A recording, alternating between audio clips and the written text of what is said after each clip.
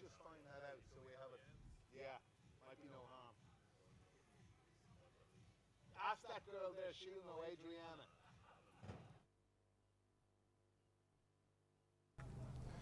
Welcome to the second of the Wolf 7-7.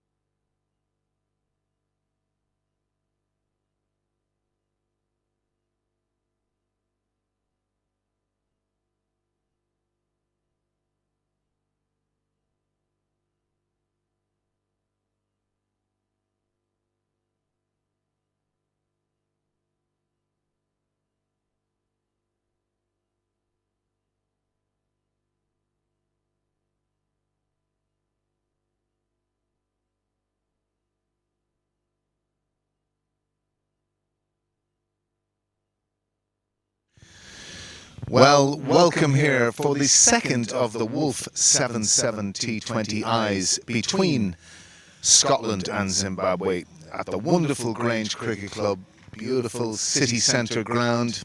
As the sides emerge, and as you can see from your picture there, we're in the heartland of Edinburgh, one of the most beautiful cities in the world, one that my co-commentator here, Davy Houghton, said is his favourite city in the world. And of course, he's watching the country that he played so regularly for and so brilliantly for, Zimbabwe. Obviously many changes, and a Scotland team that will be brimming from a victory in the first match. Captained, of course, by Kyle Coetzee. The scene of this ground, that memorable victory we all watched against England. So fantastic it was. The first game, a game of two halves, really. And now we're going to go over for the anthems. Both teams are now taken to the field, so if you're able, can you please be upstanding for the national anthems, starting with Zimbabwe.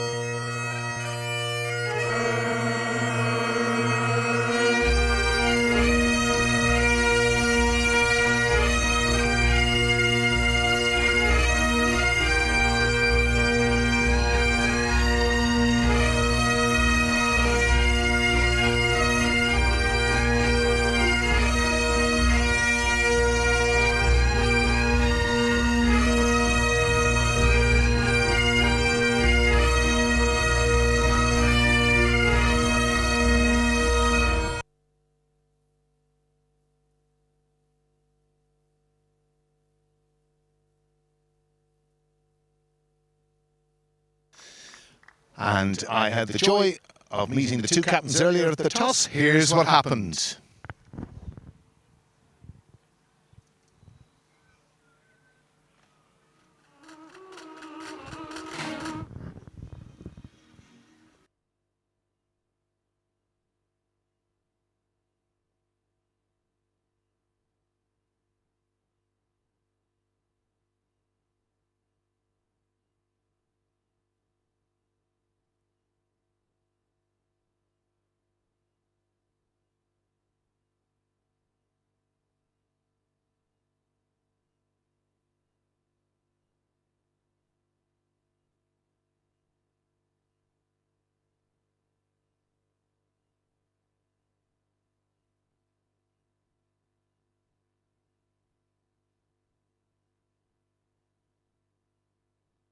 So there you have it, the toss won by Zimbabwe, who've elected to bat.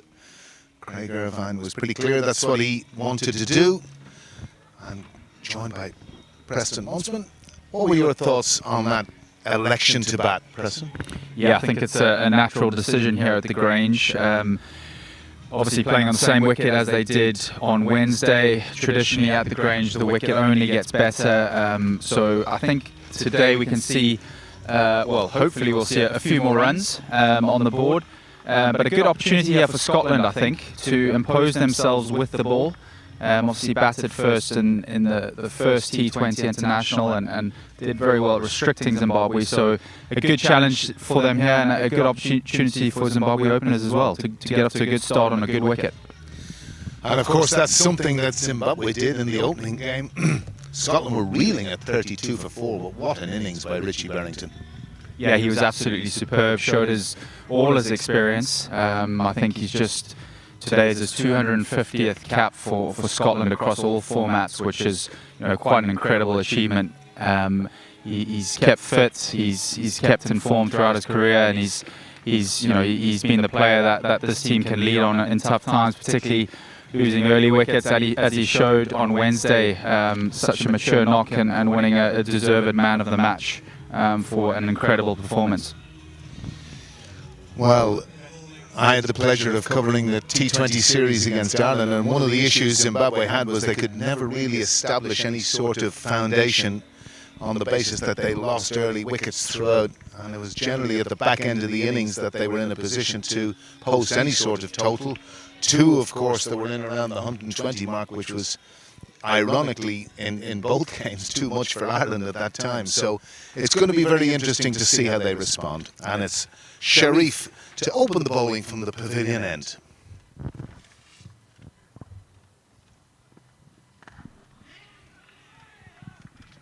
Yeah, I think it's a good opportunity for the new Zimbabwe pairing here to give themselves time, a bit more time at the top of the order, and try and establish that platform that, as you say, has just been lacking in the last few games, or at least the series in Ireland, and that theme has continued here in Scotland as well. So really important for them to absorb, take that early pressure, and give themselves a chance here of setting up a big total.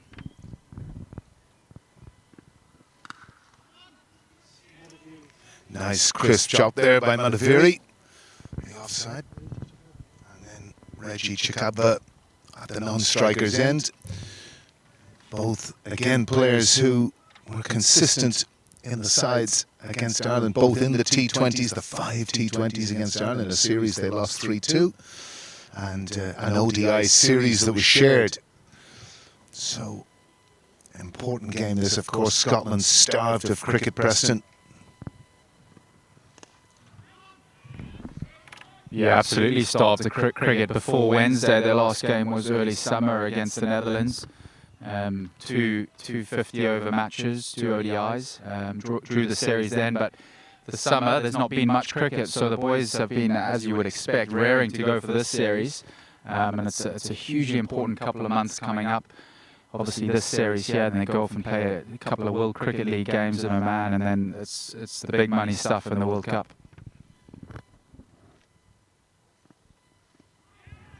Well, of course, they're coming in that World Cup having won the qualifying event and played some excellent cricket throughout. Again, a nice tidy start here from Sharif, picking up where he left off on Wednesday. Fantastic figures, 4 overs, 4 for 24, and really spearheaded the attack and led the team to the defence of that relatively small total on the small ground. So started nicely again here today. Well, it's interesting.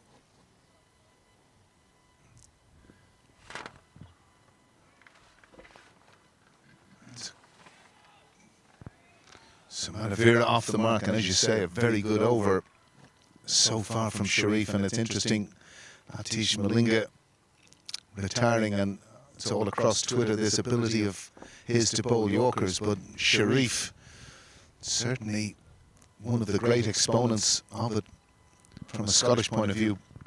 Yeah, time and time again he gets called upon at the death, and just seems always manages to stand up.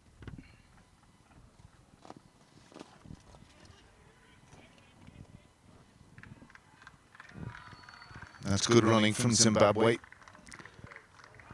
Nice and busy.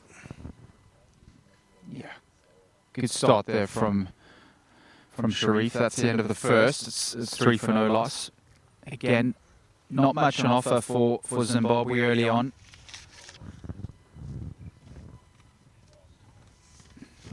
That was key to Scotland's performance with the ball on Wednesday. No real freebies, any change bowler coming on knew exactly what his job was and really stuck to it. The change bowlers really did their jobs, and they bowled in partnerships, which is so key, particularly in 2020. No real release for boundaries. Ali Evans will take the new ball with Sharif. Again, also extremely instrumental in that win on Wednesday. And again, you talked about, Preston, a lot of these players chomping at the bit. Ali Evans vastly experienced in this Scottish lineup, and there is a great degree of experience, a lovely blend between youth and experience in this side. Yeah, it's a nicely balanced team. I think the key thing is a number of these players going to the World Cup now. It's not their first World Cup, so they'll feel a lot more comfortable, a lot more experienced, and hopefully that should lead to better performances on the big stage. You know, when at times probably pressure got the best of the team. Well, again, even if we think of that first game, you know, from 32 for 4, Scotland in real trouble, and obviously Barrington doing his job. But at the other end, you know, when Williams was in, just over 6 is required, wickets fall. It just shows you, you know, you talk about holding your nerve and, you know, when you're doing from a cricket brain point of view the right types of things, but they should really have got over the line, Zimbabwe.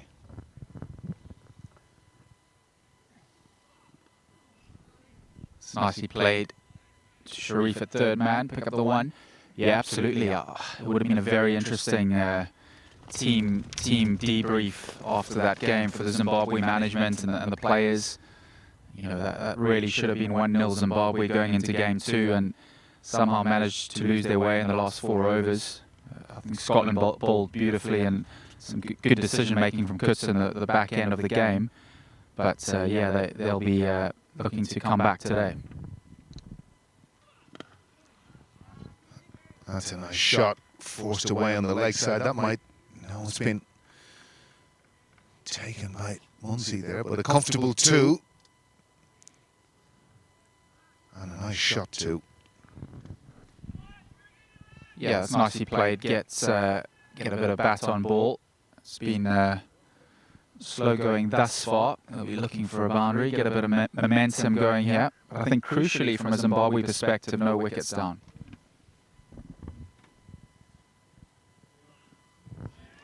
That's surely a wide ball indeed.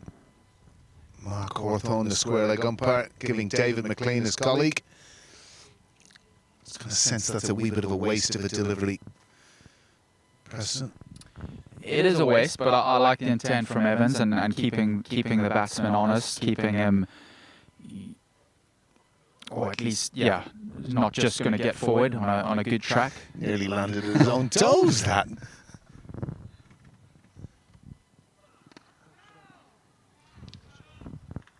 And again, it's interesting. Sometimes I feel, from the point of view of that, it stimulates a change in mind process. Why can't you just stay top of off stump, which he had done so successfully? Just change his mind. It's nicely played. A bit of width from Evans. He'll be disappointed with that. But you still got to put it away, and he's taken advantage of that. Evans knows he's just straight as a line there, given the batsman an opportunity to free his arms, and he's done exactly that. Again, I think that's a sign of just how good this wicket actually is today. Well, of course, it's been a tradition at the Grange. Beautiful batting surface. No surprise, Preston, that you play your club cricket here. There we go. One down. Ali Evans striking. And probably when you look at that, Preston, a pretty poor shot, really. No foot movement, nothing decisive about it. And the thickest of edges, and easily taken by the wicket-keeper. And Evans is delighted. Yeah, it's another wicket for Evans. As you say, it's not a great delivery.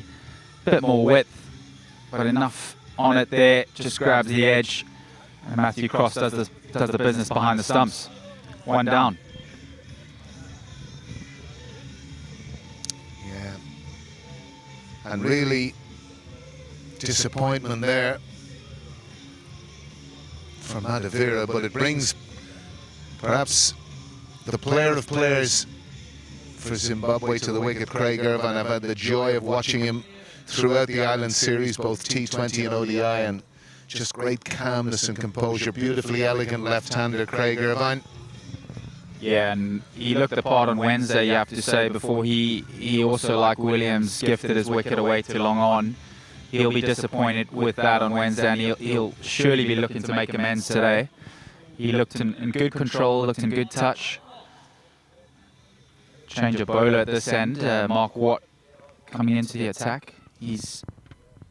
Well, it's funny, Preston, I watch Scottish cricket from afar. Obviously, you were immersed in it all the time, but this is a guy that always impresses me. Yeah, brilliant T20 bowler. And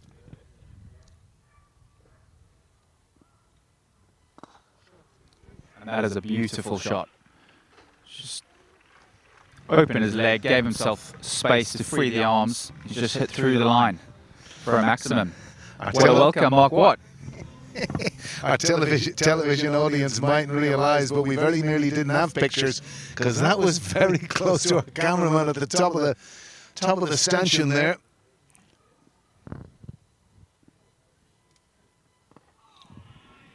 Yeah, just a bit too floaty, that first one from Mark Watt. He'll look to pull his length back slightly. Again, it's that sort of wicket where he needs to hit the top of the stumps, various pace.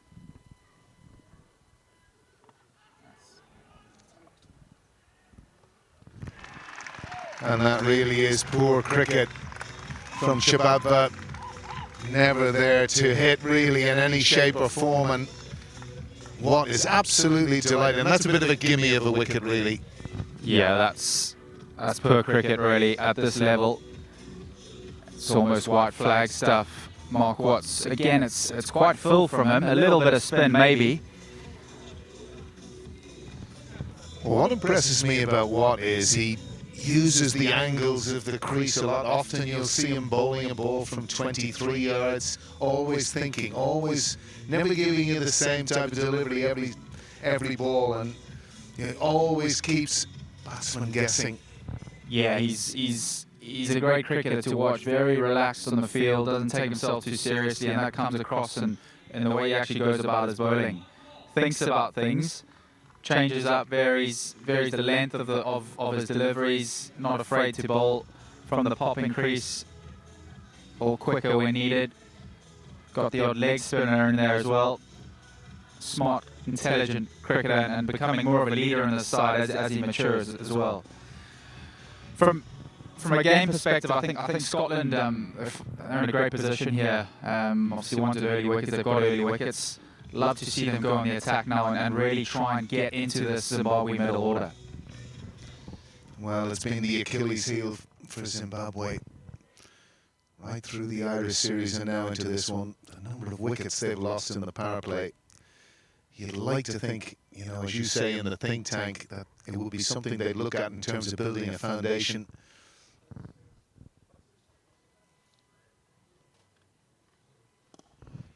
And it's something too, Preston, that I would have had a fair amount of chat with Ryan Campbell, the Dutch coach, who's kind of very formulaic about how they try and play their T20 cricket.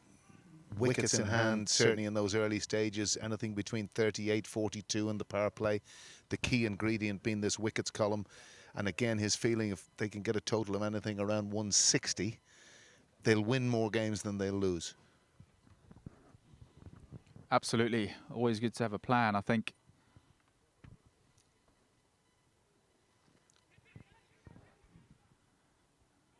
the key is being able to adapt as well to different situations, which I think Scotland managed to do better than Zimbabwe on Wednesday, particularly the way they use their seamers. Mark Watts, someone who bowls in the power play, usually takes a new ball, but on Wednesday we only saw him in the 8th and 9th over. So good to see that adaptability from the Scotland lineup. Oh dear, there's going to be a run out here. And he's gone.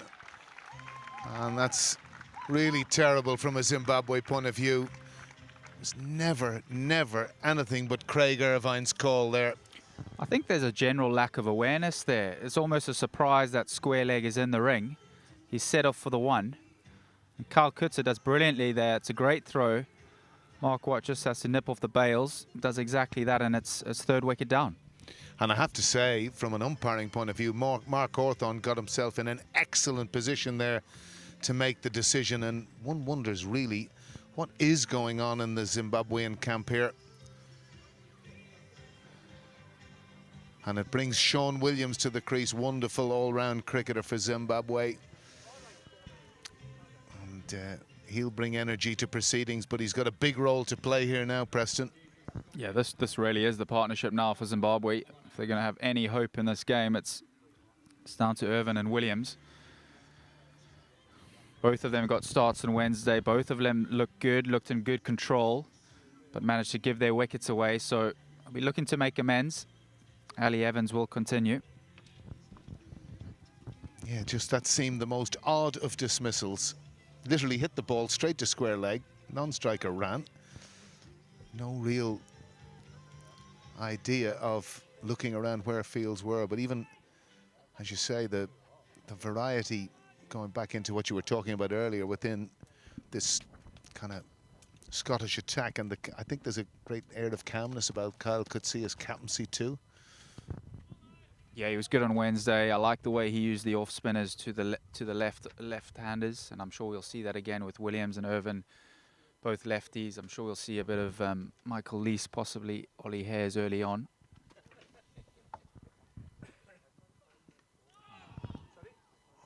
Williams lucky to get away with that, an inside edge, and it's gone away for 4. Sharif was in the circle, and fortuitous for Zimbabwe. They've created a lot of their own destruction here, Preston, but that is a bit of good fortune for Sean Williams. Yeah, nothing Ali can do about that. Holds his hands in his head there. These things happen.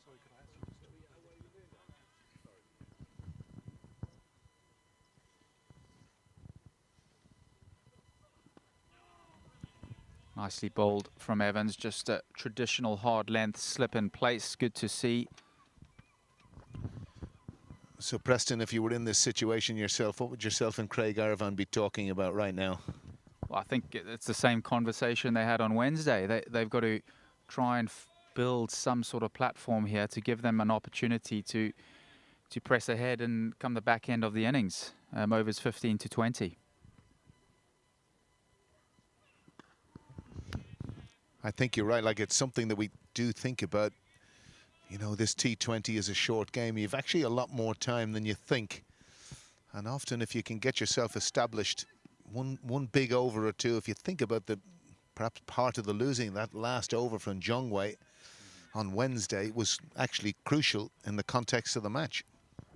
It was crucial. I think what's been disappointing today so far from the Zimbabwe batters,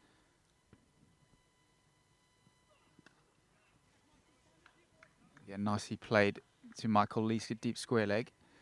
Yeah, what's been disappointing today from Zimbabwe is the general sort of lack of awareness and lack of application after what happened on Wednesday. There's not been that turnaround in thought process, shot selection.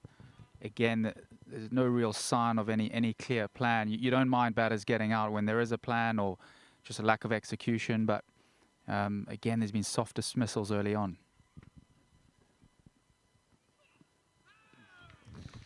One question I wanted to ask you and again, our viewers mightn't necessarily see this, of course, this ground is kind of bowl-like. If you're fielding out in the boundary, it must be quite difficult from the point of view of judging catches. Obviously, we saw a miraculous catch on Wednesday from Sharif, which probably was, in essence, a part of the turning point in the game as well. But it must be quite difficult. Yeah, that definitely was a key turning point in the game.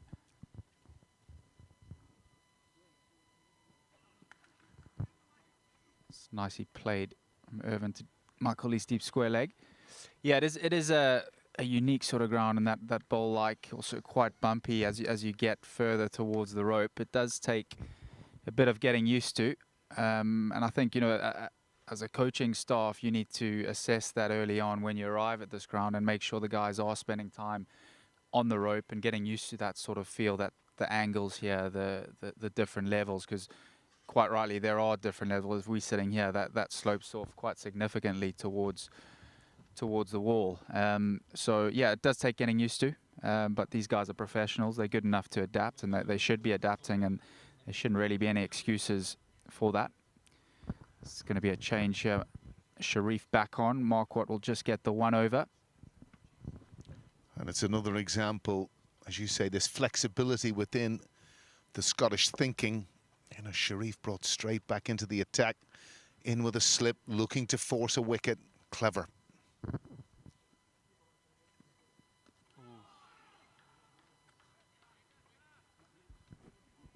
Good from Sharif again, just constantly asking those questions of the batters. 2 new men at the crease. He'll enjoy bowling in this period of the game.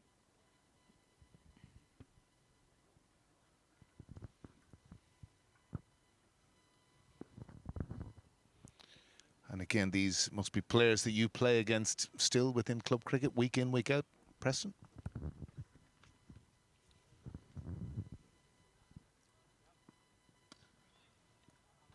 It's nicely played. George Munsey doing the work out there. Tidy from him. Indeed, yeah, a few of the, well, most of the guys are still involved in club cricket in Scotland. Sort of trying to get as much cricket as they can, gearing up to this series and the tour ahead. A couple of weeks ago, I had the pleasure of playing against Mark Watt and Matthew Cross, who play for Harriet's Cricket Club in Edinburgh. Hugely successful season for them, winning the Premier League, winning the club, the cup, the Scottish Cup as well. Fantastic season, both of them contributing as you would expect. Well, it's funny, of course, both Ireland and Scotland's structures are much the same. Obviously, Ireland getting test status, the opportunity to play more international cricket has given the top players that opportunity to be at that level all the time. But we have obviously an interprovincial competition now in Ireland also. But, you know, one of the things that I kind of find that you learn cricket and you learn about managing cricket better by playing more often, and I think that is one thing that I see as a little bit of a deficiency. Well, I think you can go a lot further than that. It's a huge deficiency, and that was a huge issue for me when I was playing, and a big part of the reason I ended up retiring early was the lack of game time. As much as we pleaded for more fixtures, they were very difficult to come by, and cricket, as you say, is a sport that you need to be playing.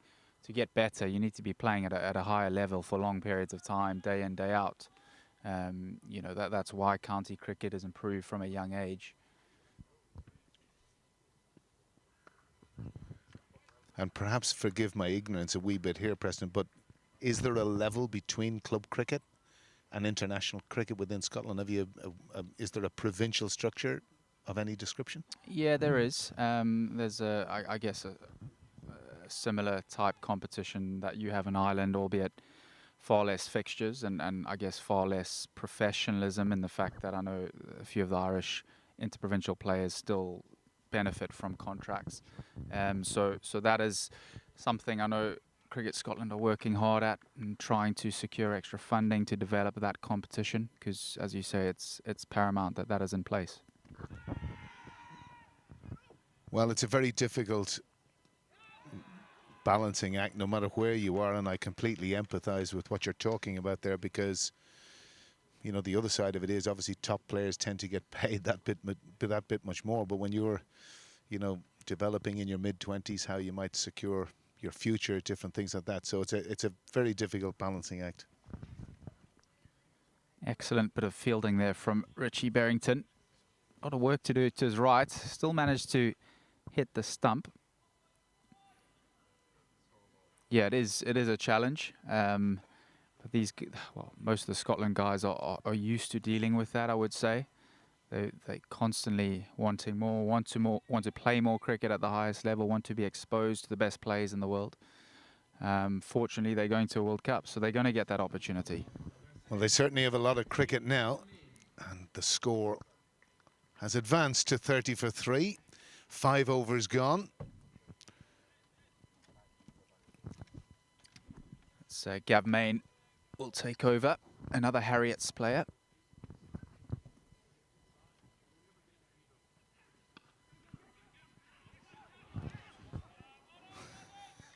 serious commotion out here at the moment, Preston. Never seen anything like it. Hitting the ball straight to square leg, getting run out. And it's possibly quite unlike Craig Irvine. He's never the swiftest at times, old Craig, but he was swift there. He could get himself back. But he was halfway down the crease there and in real difficulty. Williams not too interested in that single. Gav Main, another exciting young fast bowling prospect for the Scottish team, fighting hard for his place in the starting lineup.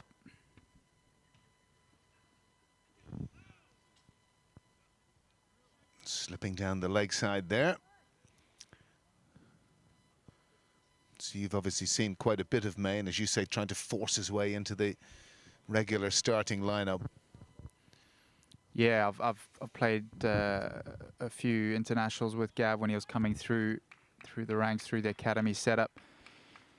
He spent quite a bit of time down in Durham, playing quite a lot of second team cricket. Unfortunately, couldn't quite force his way into the first team there.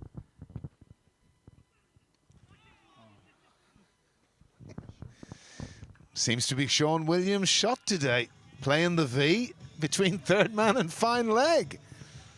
Fortune favours the brave. But unlucky for Main there. But again, that's another, perhaps an opportunity that Scottish players get that Irish players, in a sense, now with the test stages don't, because you're regarded as overseas, this opportunity to move up a gear if you can. I think definitely that has to be seen as an opportunity for Scotland players to maybe get exposed to more county cricket. That's got to open up a few more doors.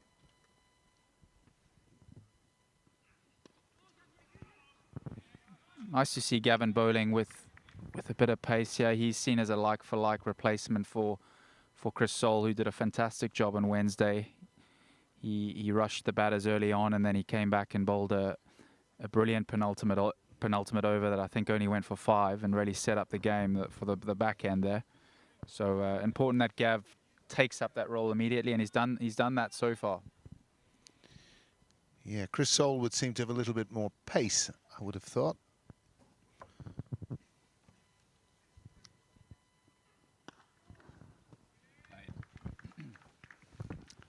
And that's put away firmly by Williams on the offside.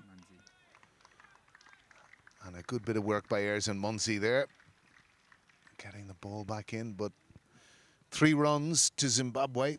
And again, that little period of consolidation, 38 now, but they've got to keep pressing on Zimbabwe here. Yeah, a bit of consolidation, but a nice, confident, controlled stroke there from Irvine.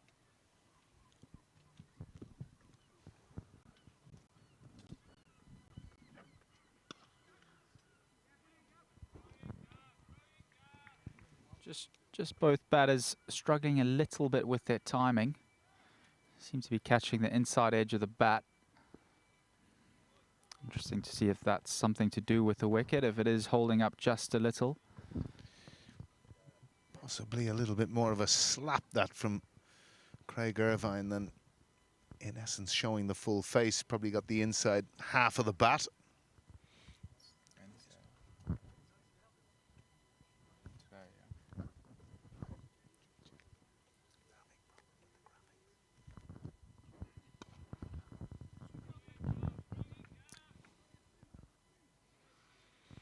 And that's the end of the 6th over, with Zimbabwe 38 for 3.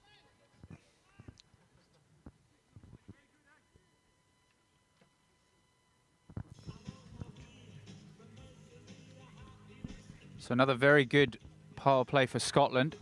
3 wickets, crucial 3 wickets. Zimbabwe 38 for 3. Important period of the game here. Probably see Scotland going to their spinners now. Mark Watt coming on. Likely to see Michael Lee, Scully Hares as well. See if they can race through these next 4 overs, get to 10 overs. Try and build a few dots and put a bit of pressure on these two. Well, as you say, the off spinners too, taking the ball away from both left-handers. And that was something in the Ireland series that was very, very important. Simi Singh and Andy McBride bowling so beautifully to the left-handers of Zimbabwe. So it'll be very interesting to see how quickly Kyle Coetzee brings both of those into the attack.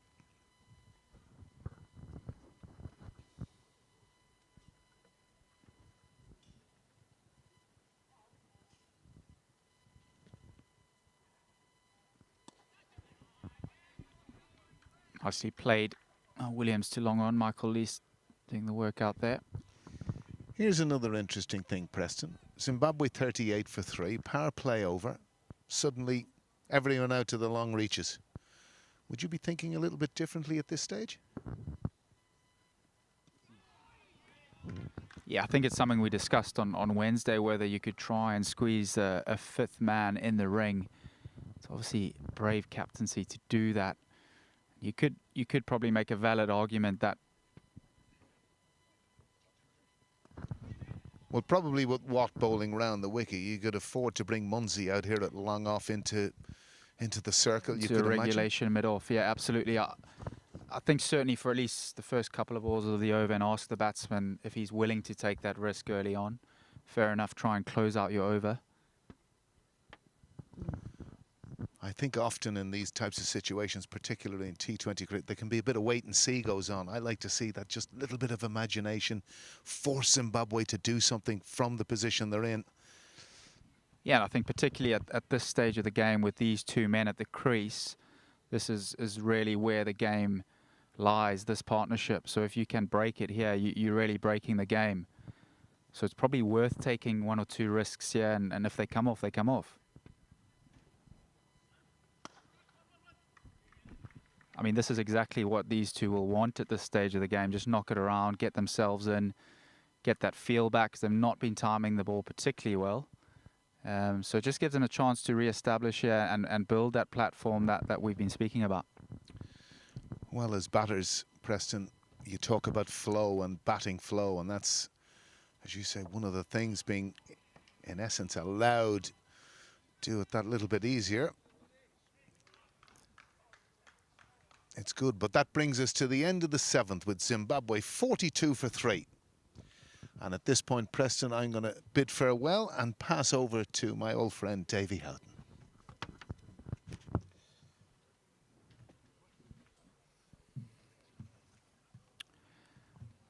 Welcome, Dave. Good to have you back at the Grange today. What do you make of that first 7 overs from Zimbabwe, from a Zimbabwe perspective? Well, good afternoon to you, afternoon to everyone as well. It's very reminiscent of the other day. In fact, I think that might be the highest score in a 6-over power play so far, and only 3 wickets down. But Zimbabwe tried a few things. They changed their lineup a little bit, took away the 2 youngsters at the top, and have tried to put a senior player in between all the time. It is quite interesting, this T20 game, because a lot of coaches are talking about the use of the power play. You must make maximum use of it. You just got to keep going for it, keep going for it. They lost 2 wickets straight on the back of one on the back of a good boundary 4, and another on the back of a big 6.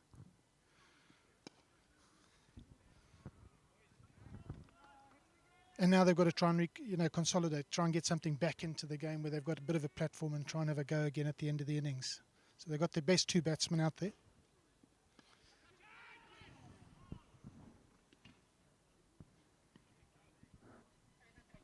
Yeah, and the off spinners to the left-handers really were effective on Wednesday. One thing they did, well, won't be good from a Zimbabwe perspective, is they hit extra cover a lot.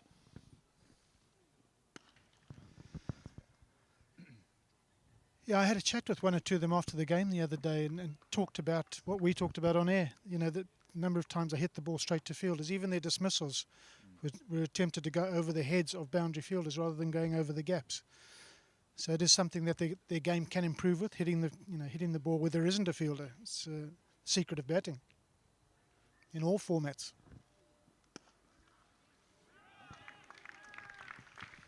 There again, you see we've had 2 or 3 times extra covers been hit when there's 20, 30 yards on either side of him. So you've restricted yourself with 3 singles for this over. I think as well, when you do that, it's the knock-on effect of not getting off strike or not rotating the strike and not keeping that scoreboard ticking and keeping that run rate going along, and that pressure just builds ball by ball.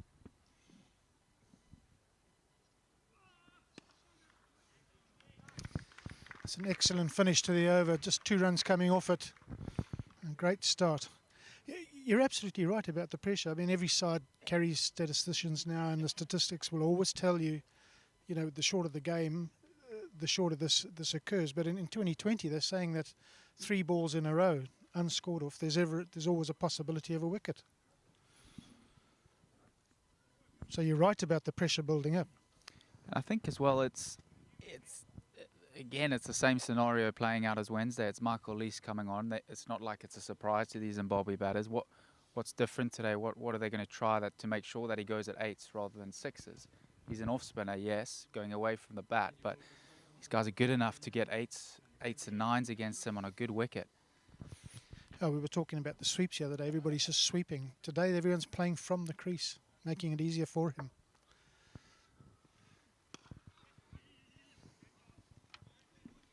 So change of end for Gavin Main. Again, another change from Kutsa. Still just the 4 men in the ring, and again, you wonder if you could squeeze in another man just to try and create that little extra presence in the ring. It looks to me that the Zimbabwean batsmen today are happier with the ball coming on. It looks a better wicket today than it was 2 days ago. Ball coming onto the bat a little easier. And easier to play shots like that, using the pace, timing through the offside, and a good effort by Sharif, but it goes all the way. Yeah, that's a lovely shot from Williams. Full of confidence there. A little bit too much width from Gavin Main, but it's beautifully put away. That's what we speak about, just to the right of the diving extra cover, and you're getting full value there. Sharif will be disappointed he didn't do better. That pace onto the bat there, you can see how much easier it was for Williams to get that away.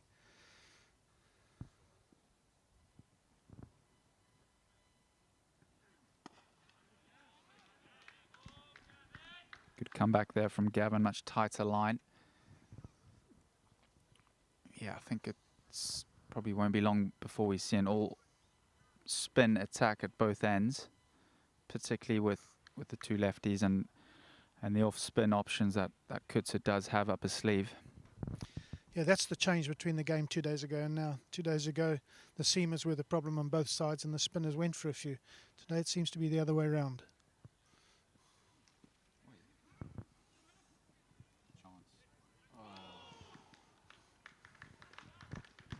Well, he was well short there. Richie Berrington, excellent work, covering a lot of ground, and brilliant pickup and release. Great skill, just didn't manage to hit the stumps. Yeah, out for all your money if it was a direct hit, and it wasn't far away. Even the diving Williams, he wouldn't have got in. Sometimes you've got to pinch a few singles in these games, and that was one stolen.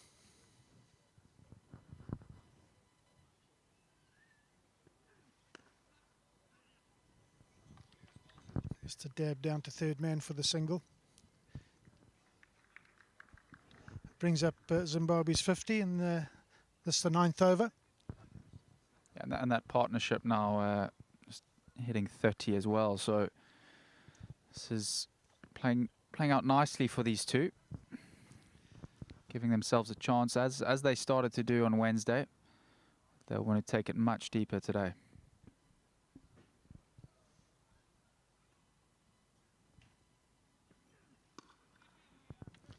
Yeah, they needed the partnership, having lost the 3 early wickets, but partnerships for me are about runs, and in this format, quick runs.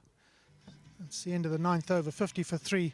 They're not at 6 and over at the moment, so now they're going to have to kick on a little bit with the rate, while still hopefully not losing any more wickets. Want to be around about the 90-100 mark in the 14th, 15th over. Give themselves a little bit of a platform to go at the last 5. Yeah, I think the difference today is the wicket is a lot better. So 140 is not going to cut the mustard. So it's a big 11 overs coming up. Scotland need to do all they can to cut out the boundaries, and they're doing a good job at that right now.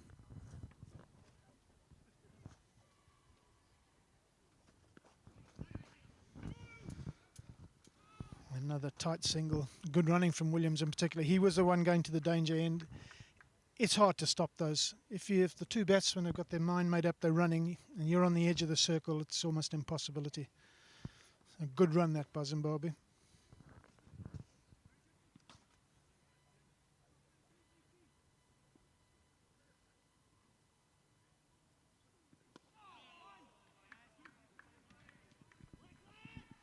Yeah, Nasi played, but just a single. Scotland will be okay with that at this stage. Still, whether they can find a way to break this partnership and really get into the middle lower order of Zimbabwe. That's a good cricket shot. Really, really good cricket shot. Use of the spin and hit up and over extra cover. A couple of bounces and into the fence. Yeah, it's as you say, it's calculated cricket here. It's actually very low risk. It's a straight bat shot, but it's the footwork that gets him into that position and allows the bat to come through. It's a beautiful shot.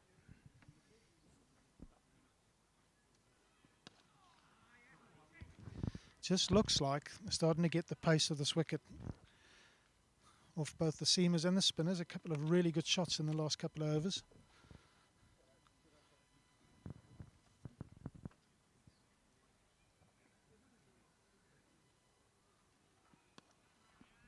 Yeah, and just rotating a lot easier as well. It's scoring off every ball, which is critical in this format of the game.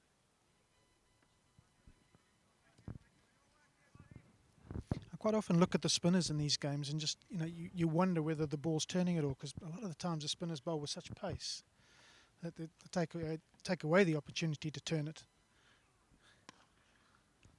Hammered out to the point boundary for a single off the last ball of the over. Zimbabwe go to 59 after 10. But I've always thought, if you're a spinner, your big forte as a bowler and how you get people out is by turning the ball past the bat. Quite often you see some of the very talented spinners, particularly in the T20 blast in England, and that Parkinson comes to mind from Lancashire. They bowl slowly and they make the ball turn. That makes it a little bit more difficult for the batsman. Yeah, and I think it's about being brave, isn't it? Particularly on smaller grounds. That is the Scotland lineup for today. Just the one changer was Gavin Main, who came in for Chris Saul. There's going to be a change of bowling now at the pavilion end. Interesting to see Callum McLeod, who bowls off spin. Bowls quite a lot of variations, can be quite effective. I can only think that this is part of Scotland experimenting as they go away into the UAE and Oman, where spin is going to come more into it. So good to see McLeod getting an opportunity here.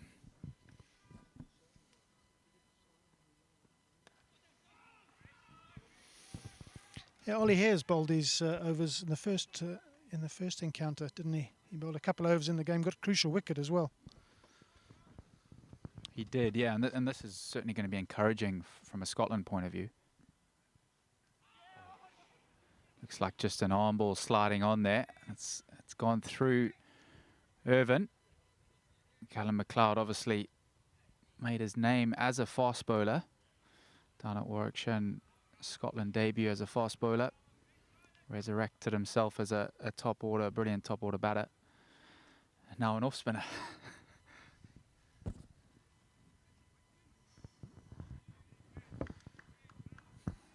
The reverse sweep finds the short third man. I often wonder with that shot, and I did play it a bit myself in my day, but why play it to two fielders when there's other shots available? Going down leg, I would think.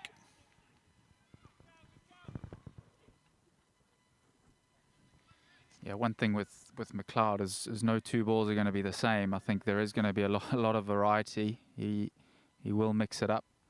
And so far been effective. I think 2 runs from the over so far.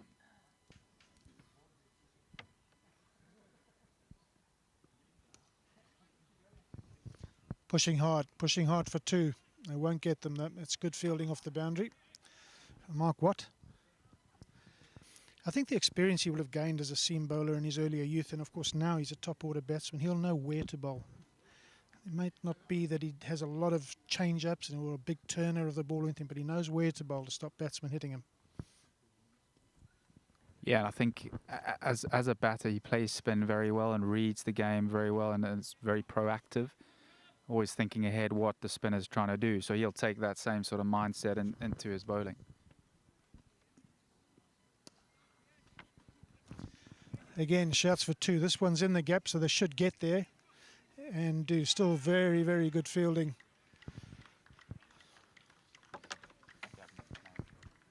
Good running there by Irvin, getting back for the second comfortably in the end. That's the end of the 11th over. Zimbabwe now 65 for 3.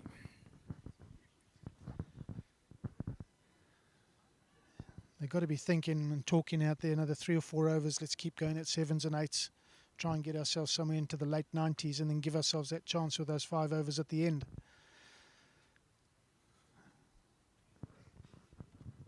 Yeah, I think if these two are still there at 15, and if they can put aside 60 in the last 5, it gives himself a decent first innings total that gives himself a chance.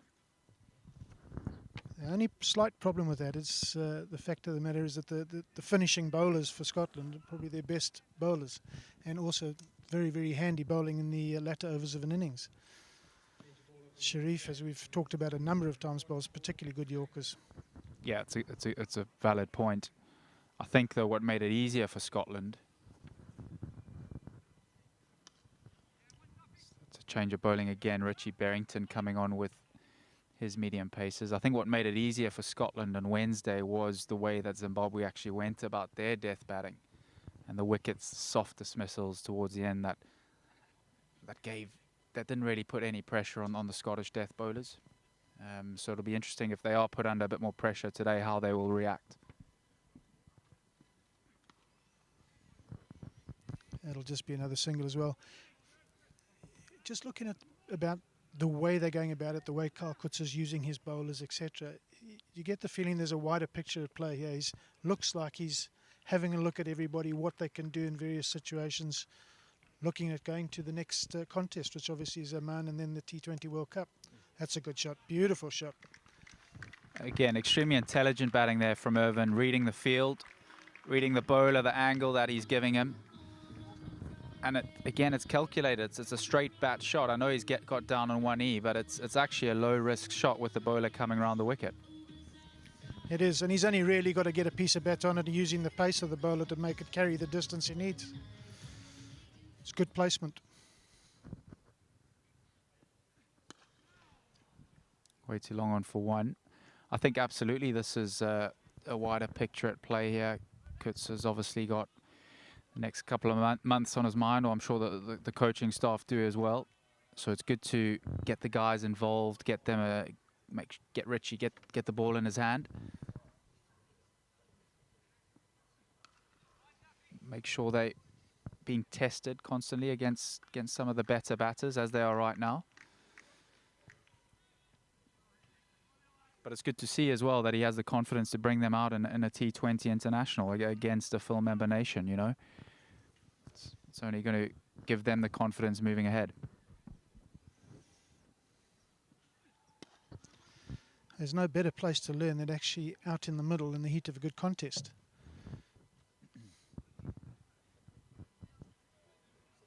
Twelve overs gone now, and Zimbabwe 74 for 3. This partnership now 54. It's been a good partnership. They're starting to get a little bit of momentum now, starting to score in your 7s and 8s and over.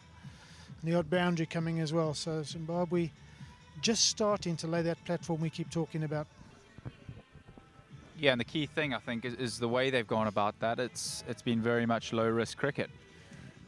If they can stick around here, keep doing what they're doing for the next couple of overs, and then really give themselves a chance with 7 wickets in hand to really go hard. Yeah, I think while both of them are set as well, they can both keep going. If one gets out, I think the other one then's got to make sure he goes on to their last few overs and does a Richie Berrington, bat through the innings. Mark Watt back into the attack.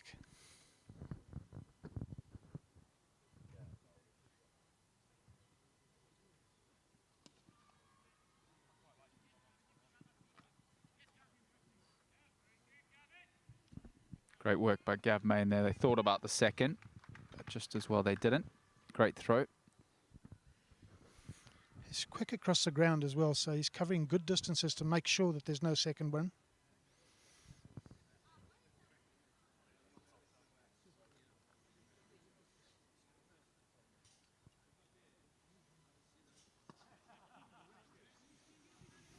This may be push for two though again. One little wider into the gap. And good running, particularly from Sean Irvin coming back to the danger end. Again, it's smart batting. It can be easy to just knock it down to long on for a single there, but he's placed that with the intention of getting the second, and he does exactly that.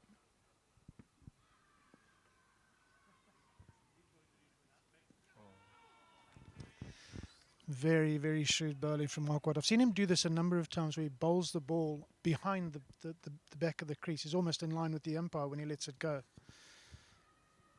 So it's bowled at the same pace, but to the batsman, it's just a completely different trajectory. Yeah, it's another one of his variations, yeah, and it can catch a lot of batters off guard. That's going to be a wide and the extra run as well for the bye. Mark Watt not too happy with that. I think he felt it hit the batsman. Mark Hawthorne felt otherwise.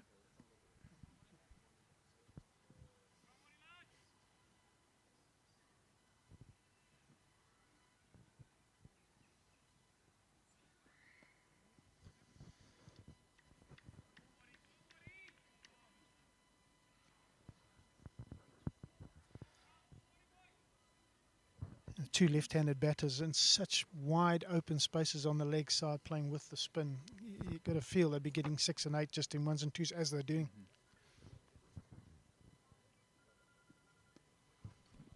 I was about to say, from a Zimbabwe's perspective, where can they get that boundary? And Mark Watts, unfortunately, bowled a poor ball, short and wide down the leg side, and that's easy pickings for a man of Williams' class. It looked like he tried to take the pace off the ball, so he bowled it slower as well, and of course that really did turn it into a long hop. It really accentuated the fact that it was short and turning down the leg side.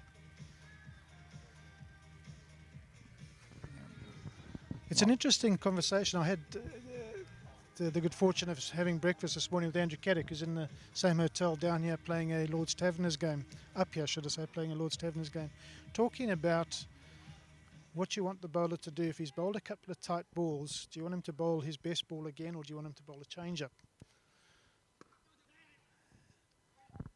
It'll be a single off the last ball of the over, going to 85 for 3, Zimbabwe. You know, what do you want him to bowl? I know as a coach, you're sort of thinking to yourself, bowl your best ball. The batsman is coming after you, but as a bowler, quite often they think, I'm going to be proactive. I know he's coming after me. I'll give him a change-up. I suppose there's no right answer. I think a lot of that is about reading the situation and being aware of what the batsman's trying to do as well. But as you say, sometimes your best ball is easily dispatched. This format of the game looks like it's going to be another change. Alistair Evans from the nursery end,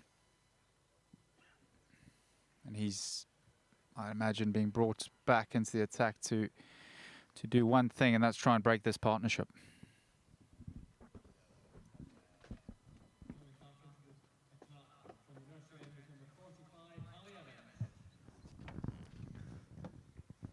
Thank you very much, Preston. I'm delighted to be joining Davy Houghton, and things have changed, Davy. They've got in the ascendancy, Zimbabwe here.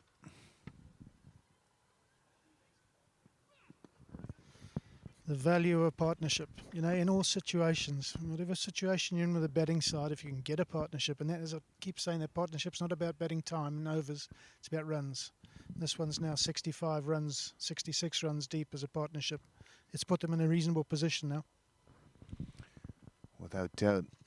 And again, I suppose the other side of this, and at what stage, Davy, you know, would you be looking? You're there with Craig Irvine, who's going to go potentially. I'll sneak another single here. I was just talking about that with Preston. I think at this stage, with both batsmen set, you can both go. I think you should both keep going until, if one does fall, then the second one's got to make sure he bats deep and even right to the end. Couldn't agree more. And again, you know, with where they're going and how they're going, Zimbabwe could be posting something in the area of 140, 150.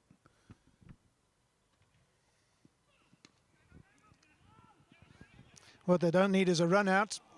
and they've got away with it. They've had a couple of mix-ups today. One has cost them, and the other two they've got away with.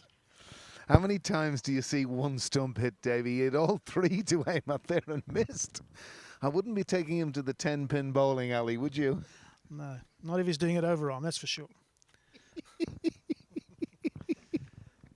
But there was absolutely no chance of a run there, and the ball was always going straight back to the bowler. But I suppose they're in that mood now. They're wanting to rotate strike every single ball.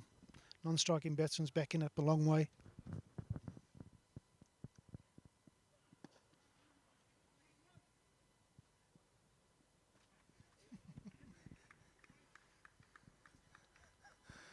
Sean Williams now getting in on the act.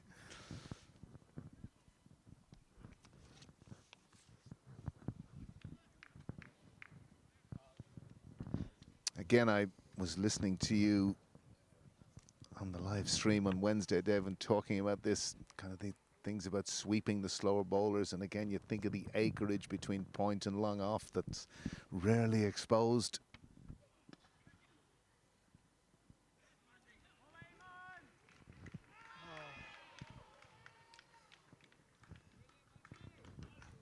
Great piece of fielding. He didn't deserve to have a run taken off his direct hit, but it's just the luck of the game. Brilliant piece of fielding by Scotland. They really have looked committed in the field today. Certainly have. And after a miss of 3 stumps, we've had the stumps hit twice with 1.5. And that was Muncie there. Fantastic piece of fielding by him. And this is a good over by Ali Evans, has to be said.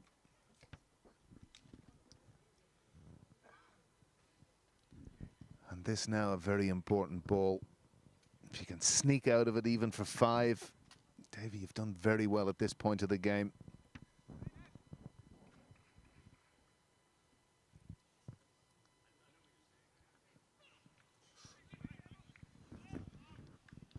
Well, he doesn't just sneak out of it.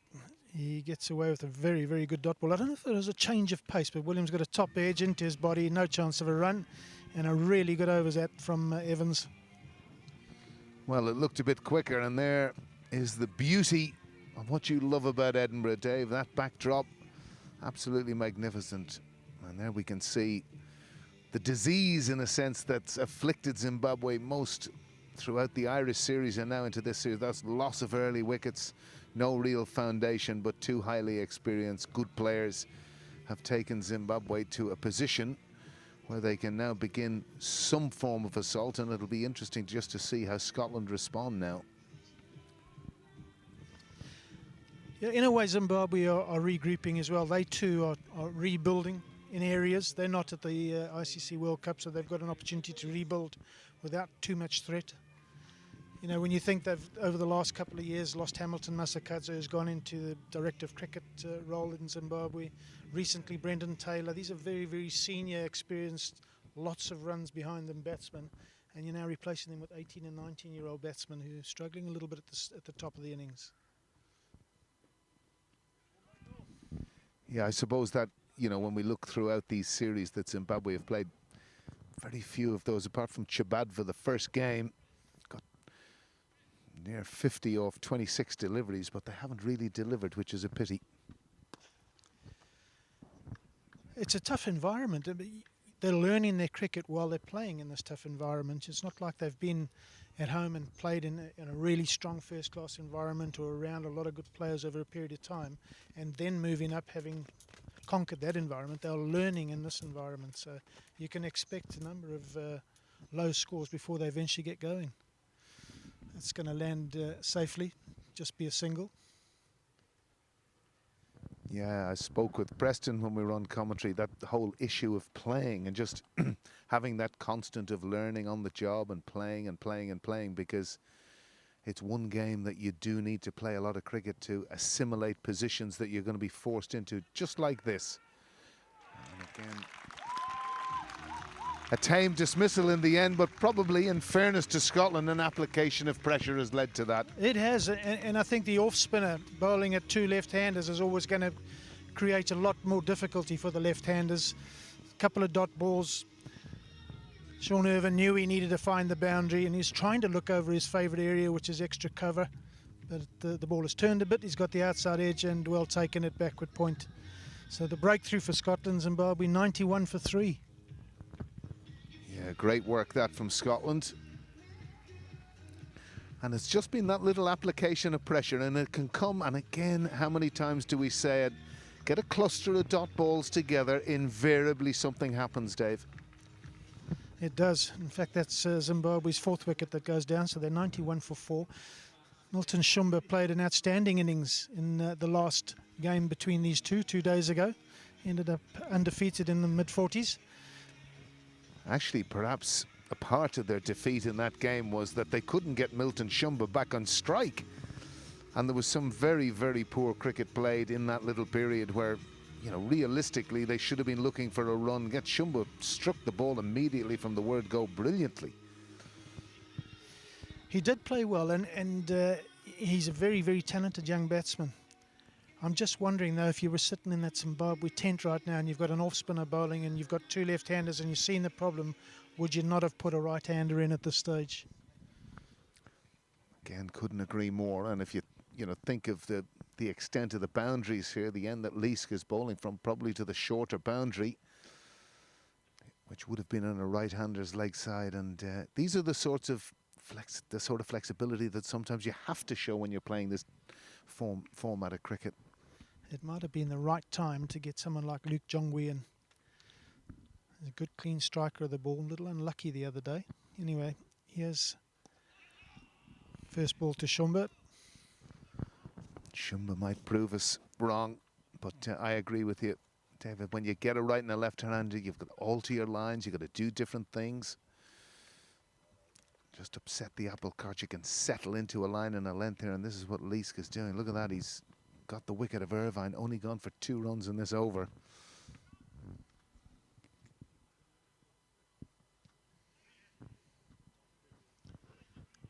Well, he's got away with the last ball. It'll be a leg bye, so it will be another run, but it's an outstanding over. Just 2 runs and the breakthrough wicket. And again, we always look at these stages of T20 internationals, Dave. We would say to ourselves, 15 overs gone. What do we think, might be a winning score on this pitch? It looks a little bit easier than Wednesday. It's not as sticky. There's a bit of pace in it. I think they're going to be short. I think that they'll do really well, especially against the sort of quality end of overs bowling of Sharif and Nasir Evans. And they're going to struggle to get past 130, 135, and that's not going to be enough today. I think today it's looking more a pass score in the mid-150s, 160. So I think they're well short. They're going to have to bowl and feel well. Well, it was a funny thing in the Ireland series because the 2 totals in around the 120s that Ireland were chasing, they couldn't get. So who knows what tickles their beans, this Zimbabwe line. Ngarava was very impressive throughout that T20 series. I think they prefer to be in the field. They prefer to try and win games by defending totals. They're better at it. The good fielding side, lots of energy, and decent bowling side. That did look a shade wide. Might have been lucky to get away with that. David McLean didn't think so, and he's the most important person. It's often funny when it goes past that blue line. David, perhaps he felt it was within the traps, as it were, as it passed the batsman. Certainly looked wide from here.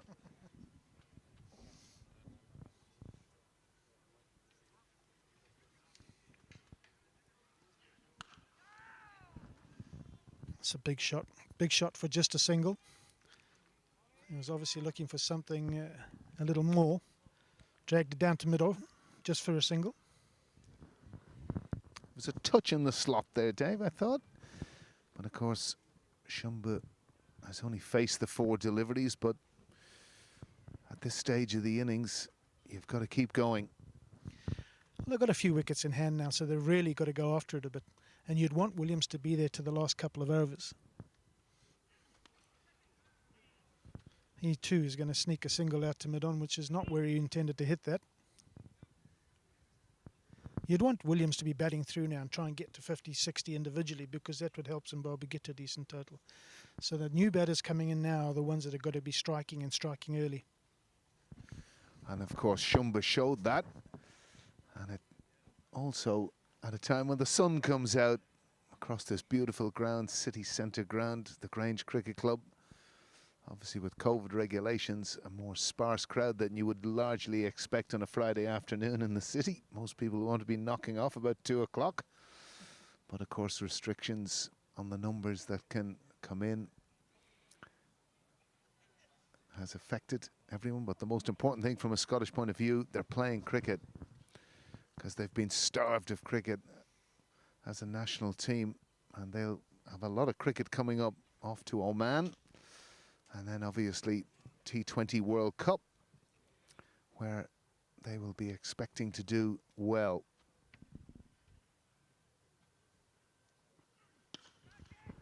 That's going to be out. It is.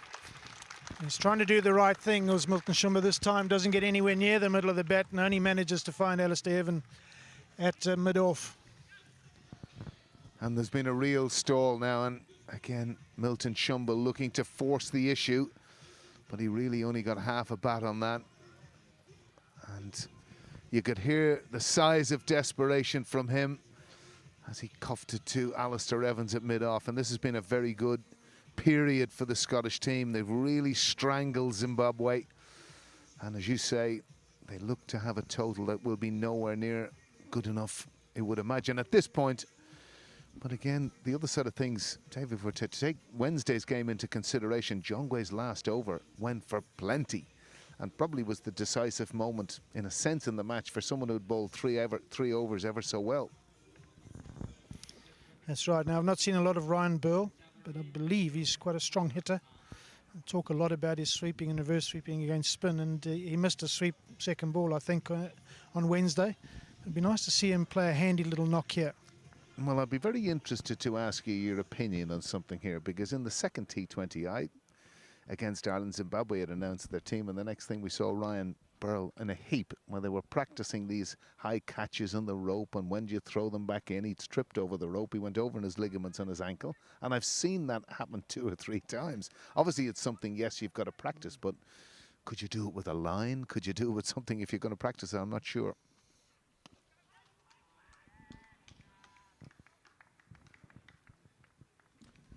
Because again, one of the things in that series is effectiveness was with his leg spin. Bowled very, very well, but again, very strong wrists. I believe a very good squash player, Ryan Burl. I think, as you know, having been out there a few times, Zimbabwe does produce good all-round sportsmen, and it has something to do with their school system. A lot of these guys will have played all the sports, with tennis, squash, bit of hockey, football, and cricket, so they're pretty handy sportsmen. Well, it was very interesting, and that's a wide delivering, listening to the winner of the US Open, Raducanu, talking about playing lots of different sports. It was something you did. You played hockey, you played cricket, you played lots of different things, I'm sure.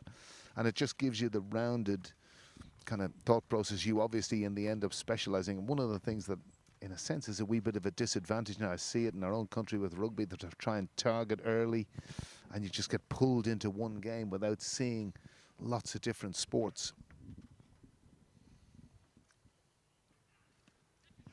That's going to be for just nudge quite fine. It may well have come off the thigh pad. Looks to have come off the pad, Dave, I would think, and it'll be interesting to see the signal, and indeed it was leg buys.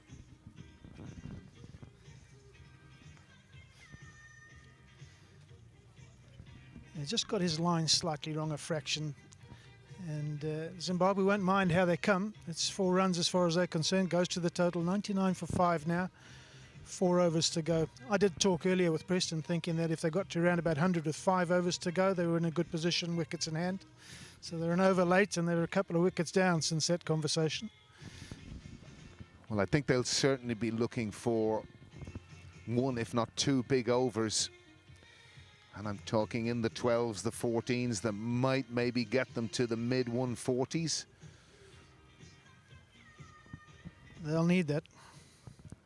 It's been a good bowling performance by Scotland so far. All their bowlers have had a good outing.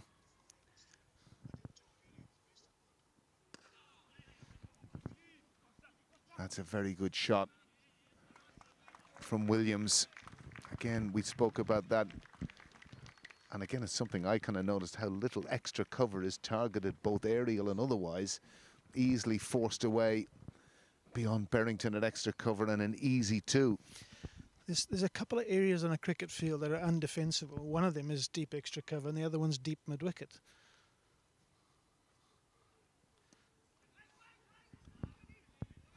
Sweetly struck reverse sweep, but straight at backward point. So if you can hit the ball into those areas, you make it very uncomfortable for the fielding captain.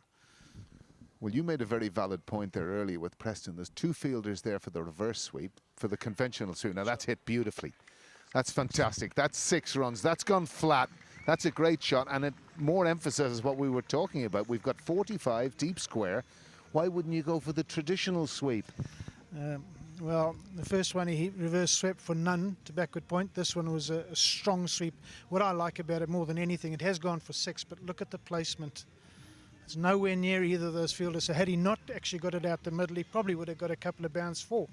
And the other thing he did was, because Leask isn't a big turner of the ball, he got himself offside of the ball to allow him hit to the side that has less fielders in the area he wants to attack.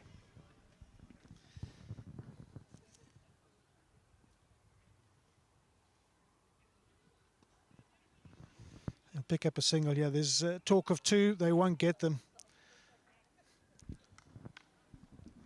Gavin Main, I think it is out there. He's been outstanding on that boundary today. It's funny the things you don't remember as a child, but I always remember a coach saying to me, why do you want to hit the ball to the side with most fielders? Why don't you hit the ball to the side with least fielders? Somebody asked me once what piece of advice I'd give to a young batsman going up if I could give him one piece of advice, and it was hit the ball where there aren't any fielders.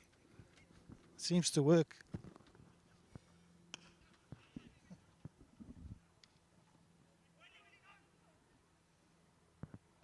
It's good they're filling the over up though. They've got the big boundary, but there's 1s and 2s coming off every ball now, so they're getting a good over. This is what you talked about, the overs of 12 or 14 that would get them to the 140 score. This has been a good over.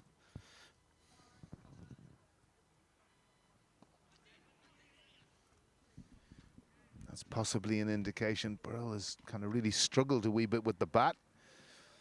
Looking to kind of work that away on the leg side. But it's brought us to the end of the over, and Zimbabwe 110 for 5 now.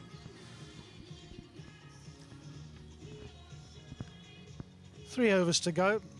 It's pretty straightforward. They need 10 plus off every over to Zimbabwe, and Scotland here will be thinking, well, we've got our best bowlers coming on to finish the innings off with the ball. And we look to take a few more wickets. Well, it looks as if it's Sharif who's coming back, who bowled absolutely beautifully at the death to assist Scotland in winning the game. Masterful with his Yorkers, and his 2 overs today have gone for 6 runs, Dave. So it's going to be very interesting to see in particular how Sean Williams looks to deal with it.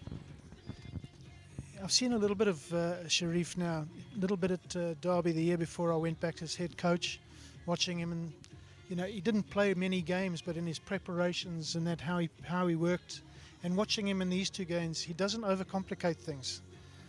And we've got the Derby have had over the last couple of years a fine T20 bowler in Ravi Rampal, another person who doesn't overcomplicate things. He bowls a heavy length at the start, and whenever there's a sign that the batsmen are looking to play a shot, bowls the Yorker. And it's serving him pretty well. In fact, he's just Ravi Rampal's just been picked in the West Indies T20 World Cup side, which is fantastic.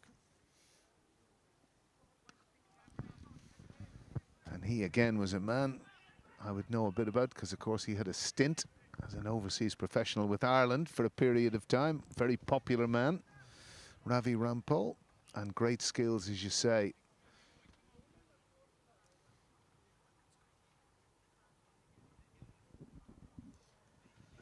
He's had a fantastic Caribbean Premier League, which has just come to a close now as well. I think he may well have been the bowler of the tournament.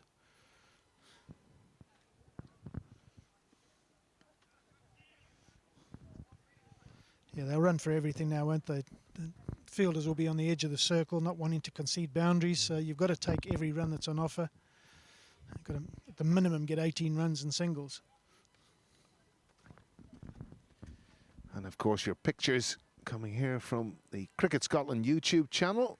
Delighted to bring them to you today. Lovely surroundings at Grange Cricket Club here in the heart of Edinburgh. Sharif continues.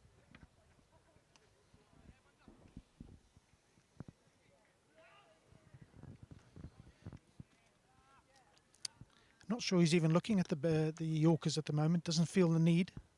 He's trying to get it nice and full, get it straight, wicket to wicket. Well, it's interesting what you talk about, not complicating things, and I think that's even more important for the bowler. Just these sorts of stages, try and get as full as you can.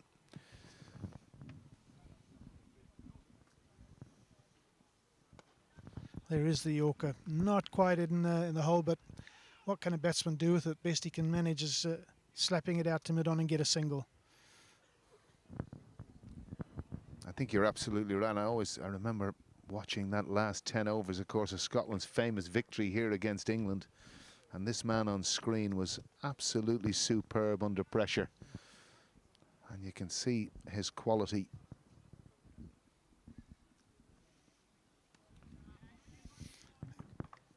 That could be two. It will be. Was more of a miss hit. But it's two more on the board, and also it's a 50 for Williams. Very, very well played 50. Came in at a difficult time. In a nice partnership with Sean Irvine to get Zimbabwe an opportunity to try and get to a score. And he's still there on 51. Yeah, he's played very well, Sean Williams.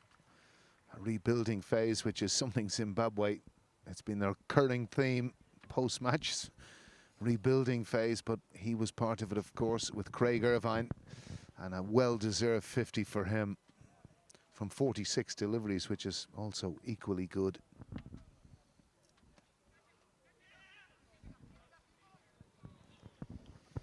Well, they've snuck through for a single off the last ball, which will take him to 117 for 5 with 2 overs to go. He has played well as Williams. He started a bit offishly. His first couple of boundaries were inside edges that just snuck past leg stump. Sometimes you need a little bit of luck in these games. But he has struck the ball particularly well. Let's be fair in this game of ours, Dave. You do need luck as a batsman at times. It's not a perfect world.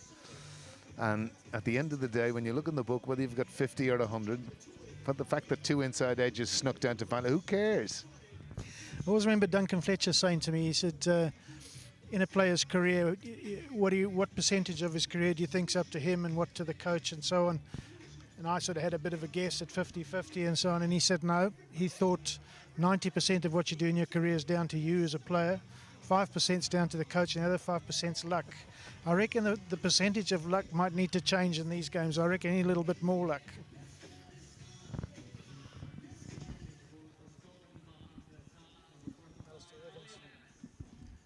Well, there's one bit that's worse than playing. That's watching your children play. There was a brilliant article by an Irish guy in Cricket Europe. You should read it. It's absolutely box office. And of course, you're now going to have to watch grandchildren play, Dave. I am, and I'm looking forward to it. I did know the story of Robin Smith, the great English batsman playing, and his dad used to watch every game and every ball, and he had a little sign that he put behind his chair, my son's batting, please don't talk to me. So I might have to get one of those made up for myself. My grandson's batting, please don't talk to me. And of course, the other one you would have played regularly, probably at the tail end of your career with the Flower brothers, but their dad was a heavy taskmaster, wasn't he? Again, watched every ball, watched them throughout their career. Fantastic, man.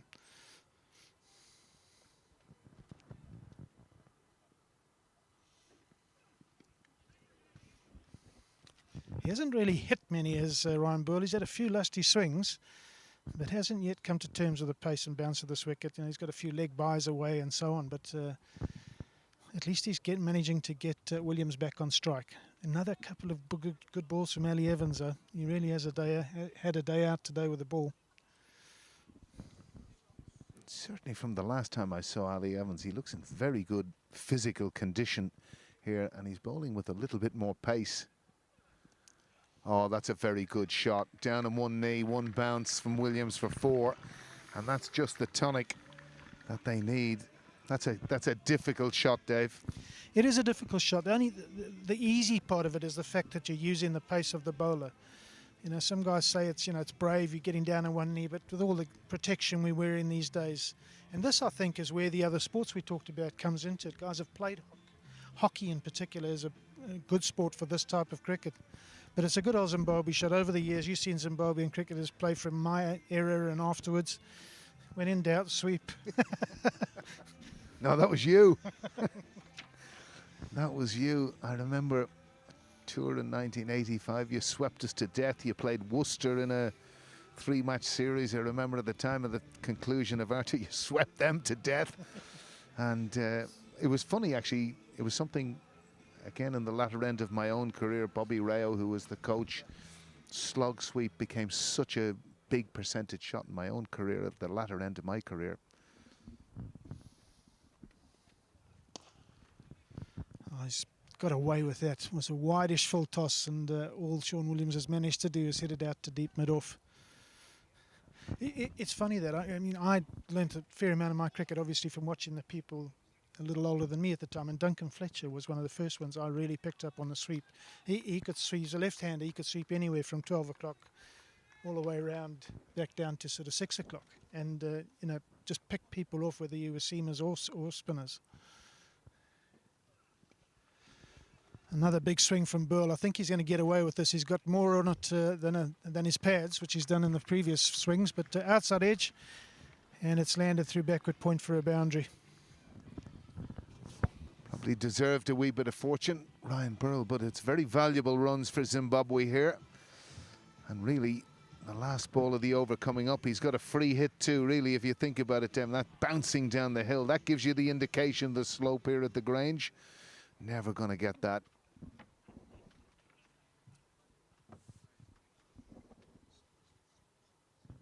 Yeah, watching Duncan Fletcher all those years playing all those sweeps, I sort of took that on and thought this could be quite good as well. And then I think it was Mushtaq Mohammed first showed us a reverse sweep, so I had a go at that. Oh, that's hit him right on the badge. And I'm sure they're going to have to be a short stoppage while they have a look here. Here he comes, here comes the Doc. Tell you, you got hit in the badge when you had a helmet. That helmet was lasting you forever, but they go now. I don't quite understand the concept of it, to be perfectly frank with you. Apparently there's some form of shattering on the inside of the carbon fiber or whatever's inside a helmet now, but it is extraordinary, isn't it? Like, probably you didn't wear helmets in the era that you played. The amount of times now that players get hit on the badge.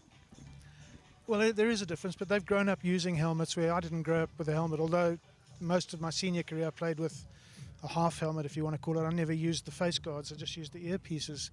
But because you grew up without helmets, you learned how to hook and pull in such a way that your face was out the way. So you only pull a ball that was outside the line of your head, and you'd only hook a ball that was on the inside of your head. Nothing that was coming straight at your eyes, you ducked. Nowadays they just have a go at everything because they have to, and they've got helmets on. But there's such huge concussion protocols now in the game. You have to have the physio on there whether you get hit on the helmet or not. And it's just as well, because I have seen a couple of players recently who've had a few hits and have suffered quite badly from concussion. Here comes the last over of the innings. Of course, we had Phil Hughes, whose life was tragically taken with a short ball.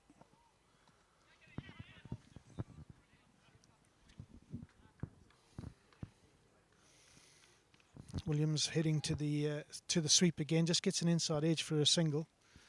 They'll need a couple of boundaries here. They'll want a couple of boundaries. Again, it'll get them to the 140, but also it'll give them a bit of momentum as the innings closes out. And I'm huge on who takes the momentum going into the next innings. And of course, the other thing that does happen is momentum swings in T20 cricket. Like, who would have thought at 6 and over that Zimbabwe would have lost that game with 6 in the hutch? Couldn't believe it.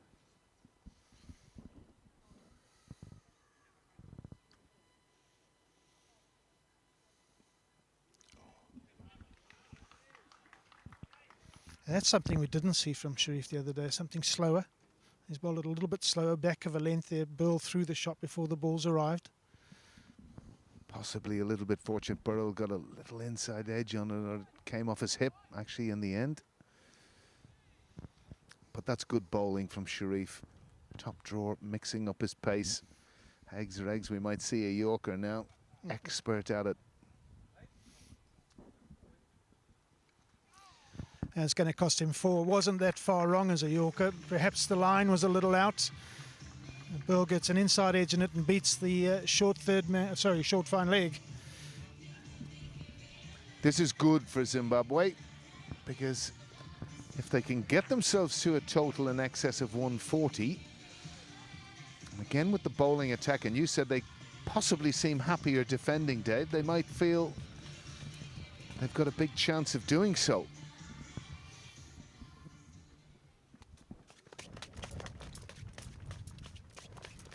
Well, we saw what Scotland did with the last over in the first international 2 days ago.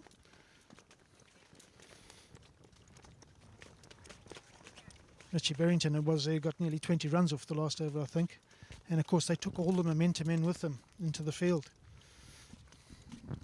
Absolutely. Cricket is a game of momentum. And if you can maybe squeeze themselves up to 142, 145. Williams on strike now. And he'll certainly want to be dealing with these 2 deliveries, I would imagine.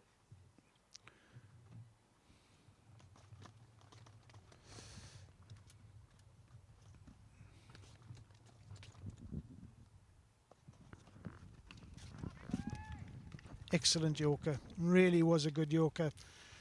I thought about 2 as well. Great fielding on the boundary. Just a single. Well, that's brilliant from Sharif, it has to be said. It's just become a wee bit of a common theme here. Williams never able to get under it. Couldn't even get a nick in it. I thought he might have tried to get himself offside of the ball here. Squeeze it down. Pass Watt here at short fine leg at the edge of the circle. But great bowling from Sharif.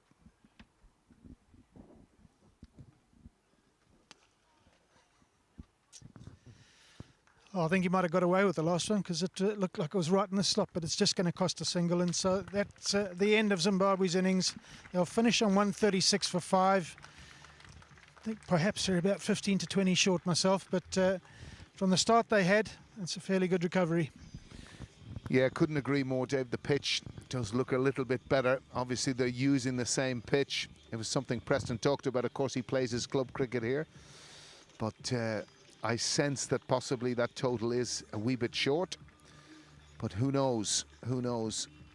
Zimbabwe with Ngarava, Youngway, that mix in the middle with Burrell, who knows? They'll have to press for early wickets, you would think. And, of course, that's something that happened in the first game.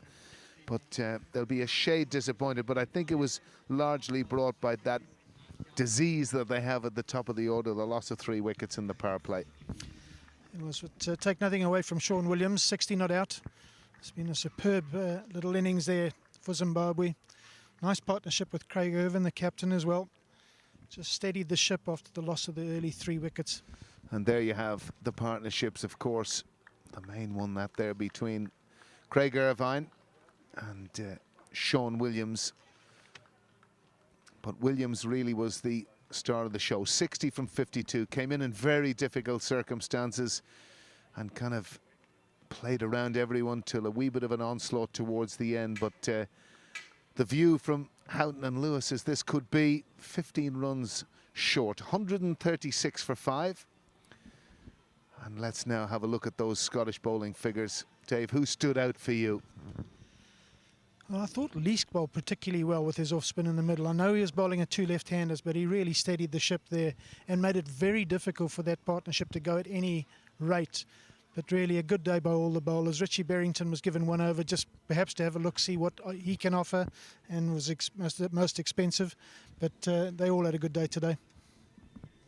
Absolutely. So the match situation is that Scotland will need 137 for victory.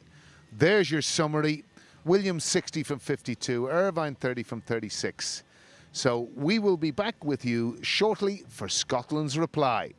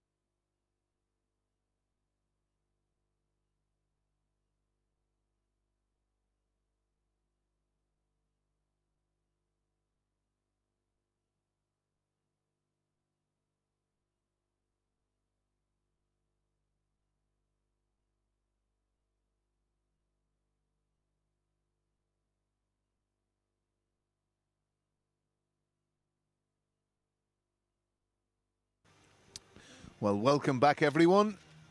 We're at the halfway stage in the second of the Wolf 777 T20I series between Scotland and Zimbabwe. And I just thought we'd have a look at the Scottish squad, David, and again with their look through to the World T20 World Cup, of course, going over some ODIs in Oman, and looking at it in the context of this particular game and obviously how they're going to approach a reply to this total of 136 from Zimbabwe. Dominated up top by a fantastic power play. They bowled pretty well. They just made one change from the side that won on Wednesday. Gavin Main came in to replace Chris Sol, like for like. Nice right arm seamer, a little bit of pace. But they bowled well today as a unit, they really did. You can see a side that's actually really worked hard on their game, worked hard on the way they're going to play their game. The interesting thing for me, when you take a side like us out to a World T20, you're wondering how you're going to impose yourself on the better sides. So it looked like they've got a game plan going, the way they want to bowl. They use their spinners in the middle. They've got a nice set of variation in their spin, off spin, left arm spin with Mark Watt. The seamers bowl particularly well. They bowl well in power plays and they finish games off well. Of course, the off spinners had the luxury of bowling to two left-handers, and for those of you who might be joining us now, it was interesting that Davey mentioned as soon as Craig Irvine was out, maybe the idea of bringing a right-hander in. They brought in the swashbuckling Milton Sumba, another left-hander. It didn't work on this occasion, but the off-spinners did well. They did. Leask in particular was very effective. And as the umpires make their way to the middle with the Zimbabwean team, and the openers Kutsia and Muncy, regular opening combination and interesting too, left and right hand. Muncy, a big destroyer in this format of the game, wonderful strike rate he has, and Kutsia, vast experience. Captains this team with great calmness and assurance, I think, Dave. Yeah, they'll be looking for a good power play as well. I mean, we've had 1.5 games, so 3 power plays out of 4, and the bowling side has won all 3. I think what Scotland will be looking for here is a better power play, not so many wickets down, not necessarily huge in the scoring department, but let's get through it without too much damage. And of course, Zimbabwe will be looking to take early wickets.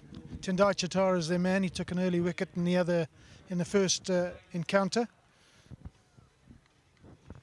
Yeah, interesting. I just, again, from a coaching perspective and your vast experience in the game, did you kind of look at this T20 game as being a bit formulaic in the sense that, look, let's build a foundation? I know that might sound silly in 6 overs, but wickets in hand being the big equation. I think it depends on the game. You really got to read the game yourself. You know, when you're chasing your 180s, 190s, you've got to maximise your power play. You've got to get out there and you've got to really be on the front foot as a batting side and getting a power play 50, 60 runs. You know, when you're chasing smaller targets like this and the way these games have been played on this wicket, I think you've got to use your head a little bit more. Well, we see. Will they use the head as Chitara begins? And he won't be happy with that, starting with a wide. Well taken by Chabadva in the end, down the leg side. Muncy got out early in the other game. They bowled with spinner to start with, did Zimbabwe. Wesley Masakadza opened up and got Muncy out LBW fairly early.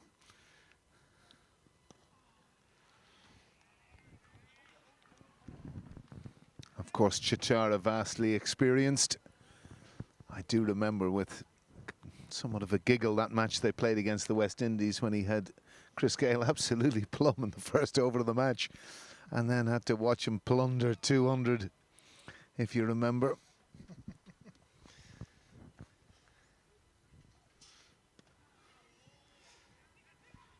It's a good quick single taken. Good early call, and they managed to get through nice and easily. Chitara is a difficult kettle of fish if you haven't faced him much. He doesn't use his front arm at all. So it's almost like facing a bowling machine. He can be on to you quicker than you think first couple of deliveries you face from him. I don't know whether it's a Zimbabwean thing, because Ngarava's a little bit the same. He doesn't use much of his right arm, but can bowl at a decent pace and swings the ball back in. I'm sure he'll be starting from the pavilion end, unless, of course, they use Mazakadze again. I've got a feeling this is the time not to use spin early on. I think you need your wickets. Your seam bowlers are likely to get him for you. So I would think today you'll see seam bowling from both ends.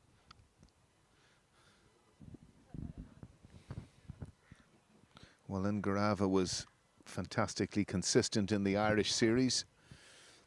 Bowled at the death, bowled well up front. And obviously Zimbabwe using this series, as you say, to try and blood a few players.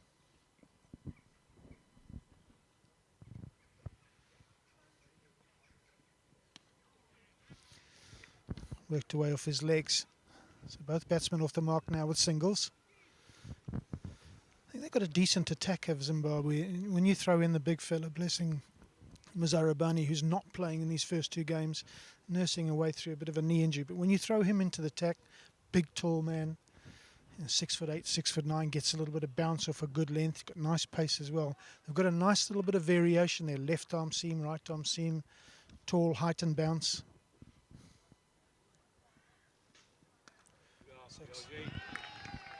Outstanding shot, using the pace. Line was slightly wrong, leg side-ish, and Mumsy just picked it up and deposited over fine leg. Well, of course, this is a big example of Munsey's power. As you say, using the pace there, wrong line, and really just helping it on its way, and that's gone a long way for 6. And that just shows you the power of Munsey. Probably to the shortest part of the ground, so he's targeted that significantly, and that's very good from him. As they try and retrieve the ball here from under the cover, which they duly do, of course. None of the spectators touching it. And Chitara trying to explain perhaps to his captain where he went wrong there. But Munsey can be so destructive in this format of the game. He can be. Zimbabwe did well to get rid of him first over in the first encounter. He's got one of the better strike rates, I would think, around about the 150, 160 mark, which is outstanding. Fantastic strike rate.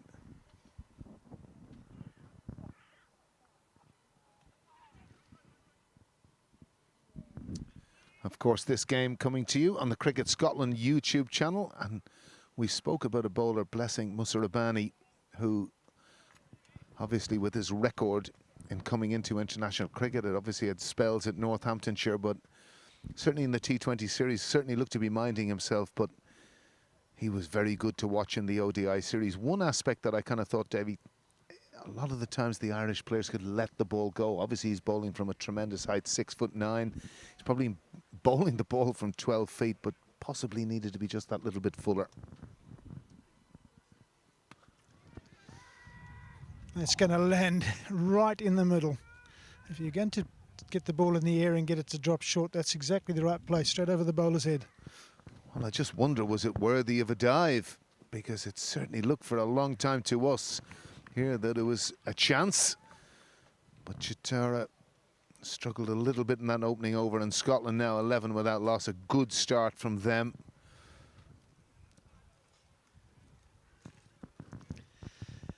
Yeah, just going back to your point on Mazarabani, I've watched him now a couple of times, and of course I watched him in the couple of years he was with Northamptonshire, and particularly in T20, I think a lot of sides like to have that type of bowler to bowl in the middle overs, someone who's going to bash a back of a length and sort of hit you round about waist high, between waist high and shoulder high.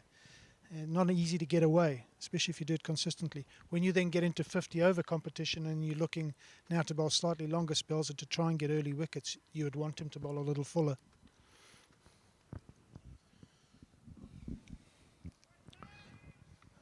And certainly Ngarava has been very impressive throughout the Ireland series in both the T20 and the ODI. Took a lot of responsibility for his team. Young man, 23 years of age, strong and interesting too. We're going to see it no different to Chitara. He doesn't really use his right arm terribly much, but has a very good wrist position, swings the ball back into the right-hander. Nice and aggressive start. Yeah, I think there'd be a couple of bowling coaches looking around at the sort of talent on display with the Zimbabwe bowlers and thinking, wow, if I could just get my hands on them, try and get a little bit more use out of their front sides, I'm sure I could add another yard on them. Well, have a look at where Chabadva, the wicketkeeper, is. He's certainly a good 20 metres back. Craig Irvine also.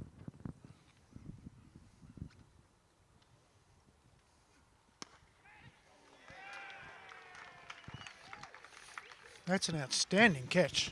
It really is. It's caught us all by surprise. A short delivery. Kyle Kutsa's tried to pull it away, and it's a one-hander.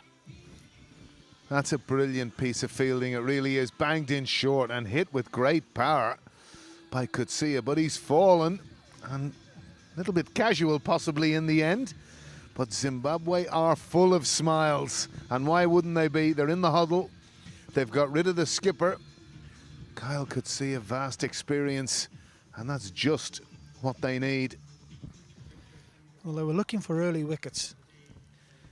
And I guess when you're looking for early wickets, everyone's thinking LBW, caught behind, bowled, anything there will do. That's an outstanding bit of fielding.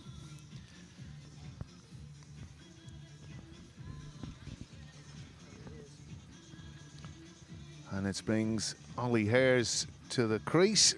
Again, another man who likes to put bat to ball.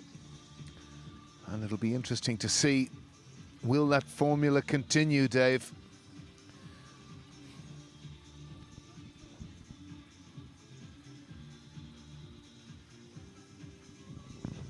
Of course, this is a 3-match series, so Zimbabwe will be very anxious to put in a huge stint here to try and level the series. Match that got away from them on Wednesday. And Ngarava has started well. It's another one! Easily just steered away from Ollie Hares to Ryan Burrell there at backward point. They can't believe their luck. Well, they can't, because that deserved to be hit for 4. It was short, it was wide. But he's managed to just get the bottom of the bat on it, and it's gone straight to Burrell. A more regulation catch. There we go, short, wide. It's just what you want as a left-hander, something to get your hands through and smash through on the offside. But he's picked out the fielder. And once again, these power plays are heading towards the bowlers. 11 for 2 now. Hard to fathom, really. We've spoken about this before. You know, in terms of these games, the power play has been incredibly profitable for the bowling team. Of course, Scotland 32 for the loss of 4 wickets in the power play. And of course, it was this man who really took the game away, Richie Berrington. He's been a thorn, I have to say, and I'm talking from an Irish point of view and Irish sides for many, many years. Vast experience. And there was a lovely cap ceremony to him today, bringing up 250 limited over games, or 150 perhaps. I'll have to get corrected on that, but he's a man of vast experience and played brilliantly here on Wednesday. He's a very good batsman. You know, you'd put him in any side comfortably and he would be able to hold his own. I'm talking about any first-class side anywhere in the world. It's great for me, Dave, this, because I'm the only neutral in the ground, I think.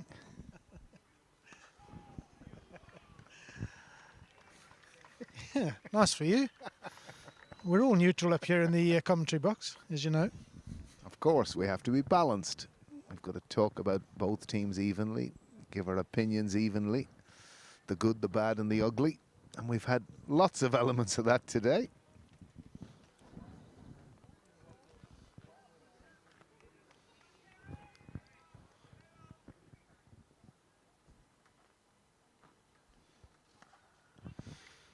That's a good steady over this from Ngarava. Yes, he's got a couple of wickets. Been a little fortunate with the first and second. Good catches, good in the field, Zimbabwe. So this is their preferred way of trying to win games, is to defend a target. They would have liked a few more runs on the board, that's for certain, but they'll still be comfortable now because with those 2 early wickets, it evens the match out. Suddenly the scoreboard is looking a little brighter. No doubt about it. And again, Scotland will have to go through a period of rebuilding here.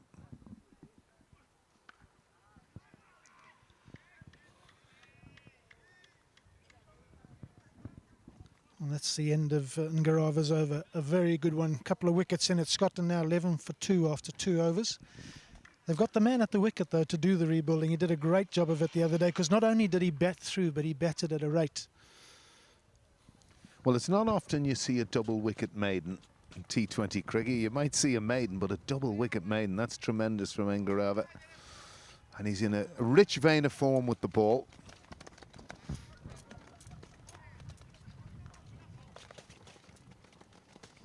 It's going to be Chitara who has a second over from the nursery end. He went for a big 6 during the course of his first over. Well, again, the area he was hit for 6 is an area of profit for Muncie. And you can just look at that piece of willow he's using. I dare say that would be close to the £3 mark. And of course, batters these days, you would have batted with pencils, David, I reckon, when you were playing cricket. I thought they were quite heavy at the time, but yeah, 28, 29 doesn't get it done these days.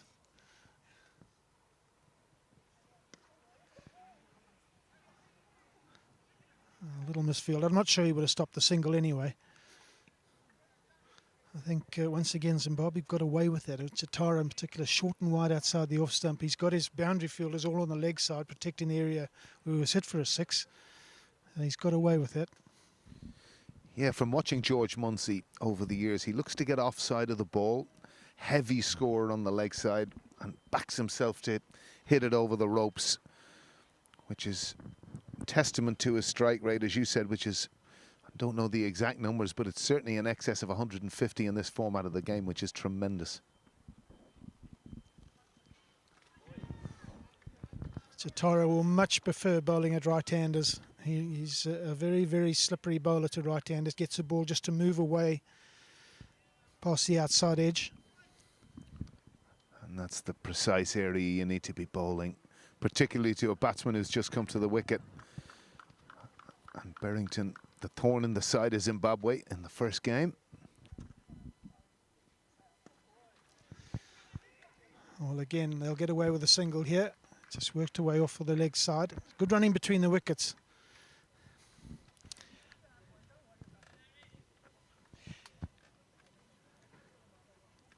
I just wonder with Mumsy whether Sean Irvin might be thinking it's slip. Is it worth getting a spinner on next over? If he's on strike, maybe I should get a spinner in at him. Got out in the first over to spin in the first T20 game 2 days ago. Yeah, these sorts of things, sometimes they can stick in your mind. And I dare say the only thing is probably with Ngarava being in the wickets. But there you go again, and this could be a big chance. And indeed it is. And Muncie is so annoyed with himself. And Chitara is licking his lips because Muncie is gone, and you can see the frustration. He is so angry. Look at him. So angry with himself, and perhaps wasn't the best decision from him. Well, Innocent Kaya now gets his second catch. His first one was that blinder at short square leg. This one's more regulation because he's right on the boundary. And I think this is what's upset Mumsy the most. You know, he's knocked it down. Zimbabwe reacted to his first shot by sticking 2 players on the boundary, and he's hit the next opportunity straight down their throat. Drives you mad as a coach as well. I was about to ask you that question. You'd be sitting in the tent, you're 2 down. What would you be saying to yourself? What do you? Well, you obviously don't make any comments for that. For that, you're sure. No, it'd be a mumble, but it would be a serious mumble. And here's another quality player coming to the wicket, Callum McLeod. Lovely player, really is, and he's been kind of the heartbeat of the Scottish batting lineup. But he's coming in a real crisis now for Scotland. 13 for 3. What is it with these power plays in this series? Yeah, amazing, isn't it? But just looking at the Scottish lineup, I know they're 3 down for 13 in that, but they've got it's an experienced top 5 they've got there. You know, they now have got 2 really good players at the wicket as well. So they're going to need to rebuild, just like Williams and Irvin did.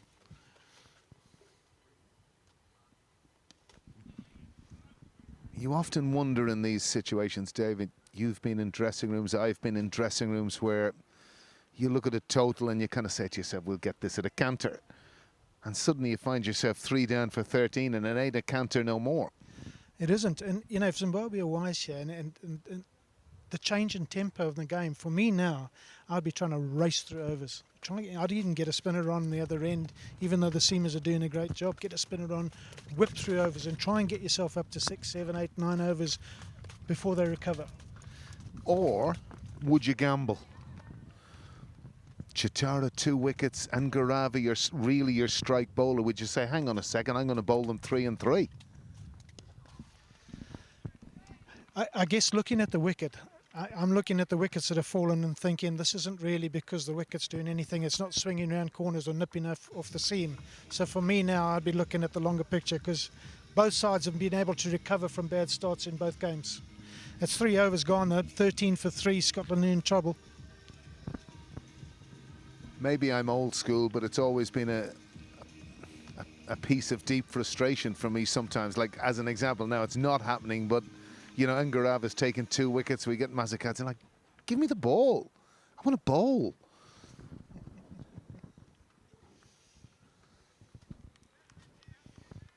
It is Ngarava who will have a second over.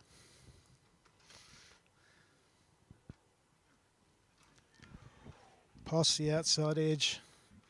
One thing Irvin has done is he's kept his catches in. He had 2 slips in at one stage there for Chitara's last over. Not sure he shouldn't have a second one in now as that goes past the outside edge. Well, the other part is a right-hander. Dave, when you were facing left-armers that swung it into you, you were always that bit more cautious, particularly where your leg was. And again, it induced that type of shot. It was a tentative prod forward from Berrington. Good line and length, good solid line and length. It's hit high up on the bat on the splice. It's a good start, this by Ngarava. He has got some nice pace. He's a tall lad, and he's well into the 6'3", 6'4s, I would think. Strong bowler. Proper talent, Richard Ngarava.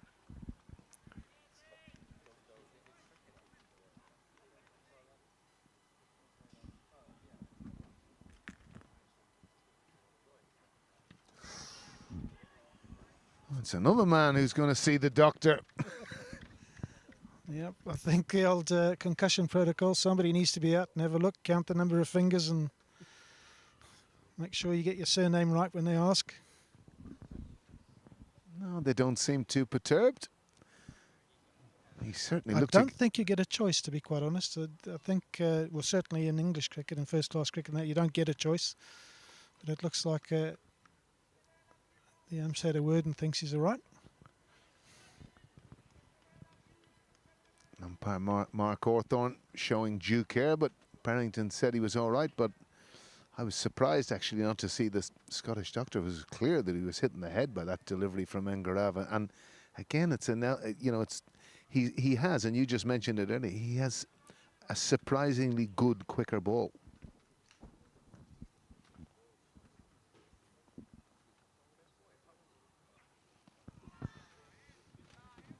And I think they're benefiting too. There's a bit more pace. Obviously, we're playing on the same surface, but, you know, it's got that little bit harder. It's not maybe as tacky. And it's certainly offering a bit for both parties. Good to bat on, as Williams showed earlier, and Irvine. But there's something in it for the bowlers. It looks like it's got a little bit more pace than it had 2 days ago, but there's still a little bit of sharp bounce off a good length.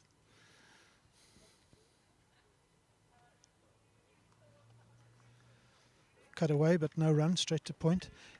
This may be an impossible analogy, but just looking at Ngarava bowl, just at the action itself, there's a little bit of Wasim Akram. That not so much of the front arm, very quick bowling arm, and that can defeat you quite a bit for pace, because you're not sure exactly what pace it's coming, and you don't really get a good look at the ball.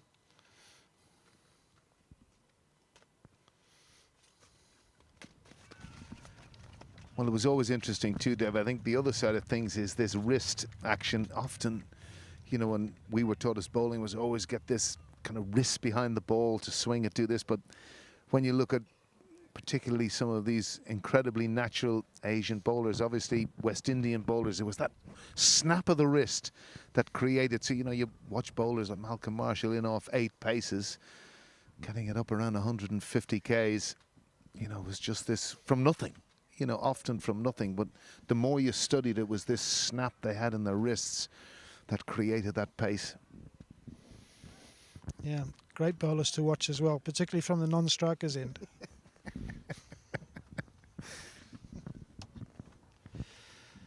All right, he's going with his seam. I think he's following his nose here, isn't he? He's going to just try and take some wickets with the seamers, keep the spinners for the middle. Well, I like this. I do like this. And I think, you know, we're 4 overs in, 16 for 3. One more wicket. If they can remove one of these pair, they are really in the game, Zimbabwe. Oh, my goodness! What a catch from Ryan Burrow. That is as good as you are likely to see, David Houghton. Well, they've taken a couple of blinders today, but I don't know that I've seen a better catch than this in all my time of cricket, and that is a long time. Brilliant. Oh my goodness me, that is as good as you were ever likely to see. We had Twitterati going around with our friend Andrew Leonard about a catch in Abu Dhabi, but have a look at this unbelievable catch. And of course it was in our eye line from the commentary position. You will not see better than that. Absolutely brilliant. One-handed, left hand. The ball was racing to the boundary and it was short and wide, deserved to be cut away for 4. Brilliant, absolutely brilliant. Who needs slips and gullies? Just get a couple of backward points in. Oh, that is as good as it gets. What a magnificent catch. And who would have thought in the blink of an eye, Zimbabwe are now in complete, and as you quite rightly say, Dave, it's not the ball nipping away, caught, slip, caught, keeper. There's just catches coming from everywhere. Unbelievable. You know, one of the things you talk about when you're defending a small target and your team's about to go out in the field, we've got to be better than 100% today. So the first thing is, guys, our fielding's got to be out of this world. You know, we'll do our best as a bowling side, but we've got to back it up with a brilliant fielding display. And if Zimbabwe do go on to win this game, their fielding will have won this game. Couple of catches already. You know, you got 4 wickets. Each of the bowlers got a pair of them, but the catching has been outstanding. How many times do you see it in cricket?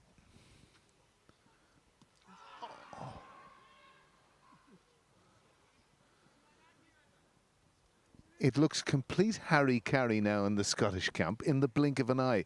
But just going back to that point, and you've been coaching sides all around the world, if you hold every catch that's presented to you, invariably you win cricket matches. Absolutely. And if you hit the ball on the ground, you don't get caught very often. You know, just talking about the wicket just now, you know, we were talking, I said to you, I think that the pace in the wicket's got better, but there's a little bit more steep bounce. And I think that little bit of steep bounce is what's making the ball be struck in the air. That's a better shot, just run down off the face to third man. So, you know, you're going for a big square cut, you're trying to hit it for 4, but you really want to hit it into the ground. But the little bit of extra bounce keeps the ball in the air longer.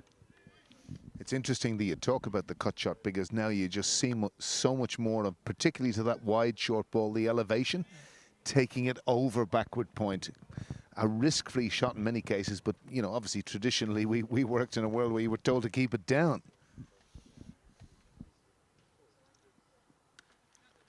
Like that, just like that. It struck away beautifully by Cross. He's come to the wicket and he's looked pretty good right from the start.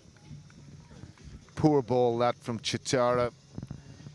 Didn't really have a huge amount on it. Good height and well put away by Cross. Excellent shot. Just probably what Scotland needed. They've really had, apart from the first over with Muncie, they've been really at 6s and 7s.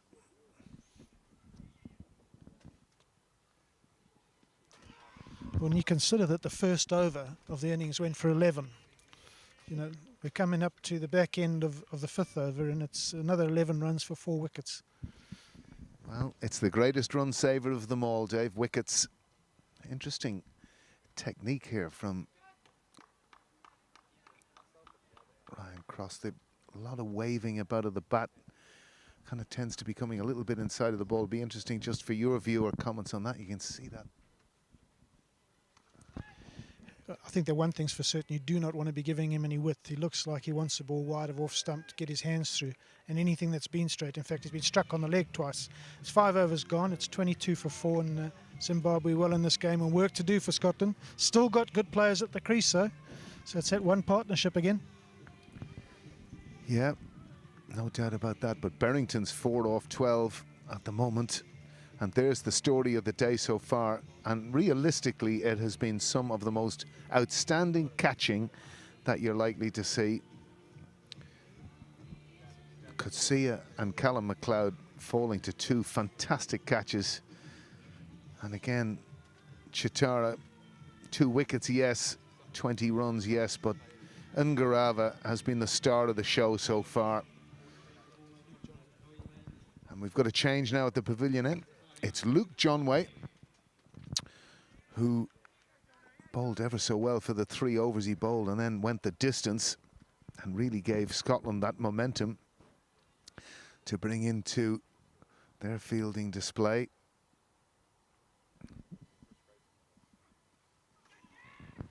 Past the outside edge, first ball. Again, that just looked a little bit stoppy in the wicket, a little tennis ball bouncy. I tell you what, the secret here for Zimbabwe, if they want to win this game, their spinners are going to have to be good, because once again they've only picked 3 seamers, and you've had, this will now be the 6th over of the seam, so only got 6 more overs of seam to come. So their spinners are going to have to be good in the middle.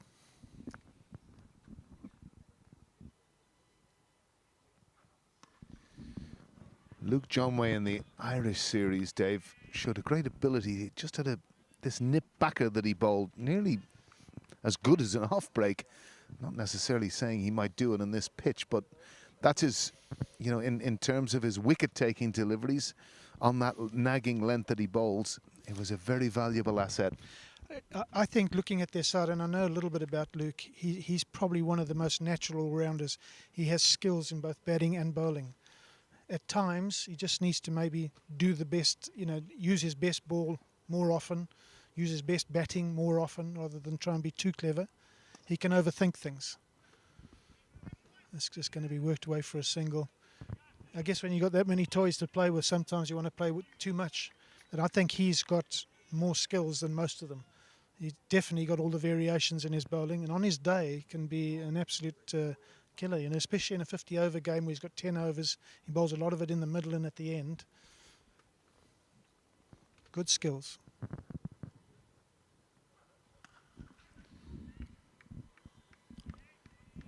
Johnway a Harare boy? He is, I think. You know, I know he's been playing a little bit in Bulawayo. I last saw him with Derbyshire. We're on a pre-season tour just prior to the COVID outbreak, and we played against him.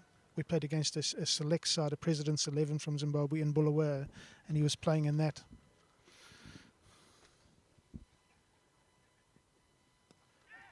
That's in the air, but it's going to land safe and probably go for a couple of runs.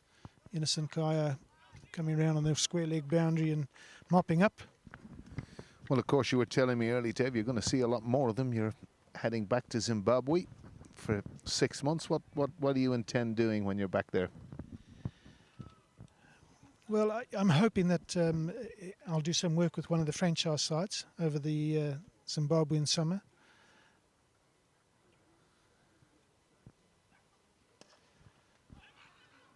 Good fielding, good sharp work, Wellington Masakadza.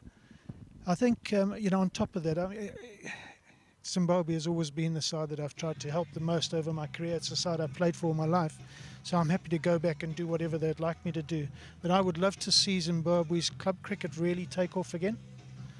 And I think at the moment there's just not enough good solid cricket underneath the first class system to keep that constant supply of good young cricketers coming through. Yeah, I think it's an affliction that certainly a lot of the smaller countries have. I suppose the one that always makes me marvel, cricketers they produce, is New Zealand, for a country of 4.5 million people. I had one question I was thinking about overnight, Dave, that I did want to ask you. And obviously, we played the eras we played. If there was one player from your era that was going to come in and dominate in this format of the game, who would it be from Zimbabwe? And I mean with the bat. Yeah, I think there was one guy for me that would win that many T20 games, was a guy called Ian Butchart. And Ian Butchart was an all-rounder for our side, and he ran up and bowled Yorkers. That's all he bowled in the middle of an innings and at the end of an innings. Change of bowling, the first sight of the spin from Zimbabwe. And to add to that, he used to bat at 8 or 9 in the one-day side and could hit 6s and 4s at will. And the number of one-day games he won from us from positions where we needed 30 in 2 overs and would win with 3 balls to spare. He would just hit telephone numbers. And it was a fairly simple technique. He stood still and he had a swing that went from about first slip to mid-on in that direction. And depending where you bounced the ball is where it landed. If it was full, it went over your head for 6. And if it was slightly short, it just went square as the ground went round. And he just kept it as simple as you like. And he won us probably 50% of our games. And the one shot I'll never forget from him was our first World Cup game against Australia. All these legends we'd only ever seen on TV. And he applied the same method. He got 50-odd not out and he hit Jeff Thompson over his head into the stands at Trent Bridge. And everyone was like, wow, who is this guy? And you know, he's just one of our all-rounders. And he was probably in there saying, what the bloody hell do you guys do at the top of the order, bloody messing around? Exactly, yeah. No, he was before his time. I mean, that sort of power hitting now, you see it now everywhere in T20 cricket, the size of people's bats, etc. I think we've got a bit of a stoppage here for a small injury. Looks like a hand injury. Yeah, I think it was in possibly retrieving that ball that was hit back hard to Mazikatsa. Mazikatsa certainly was one of the standout fielders for me through the Ireland series. Energetic cricketer. Of course, comes from a rich stock with that name. And I would imagine there's a bit of claret there. There's a bit of rubbing going on. Maybe he's just caught it in the webbing of one of the fingers, but it's not in his spinning finger, which is the most important thing.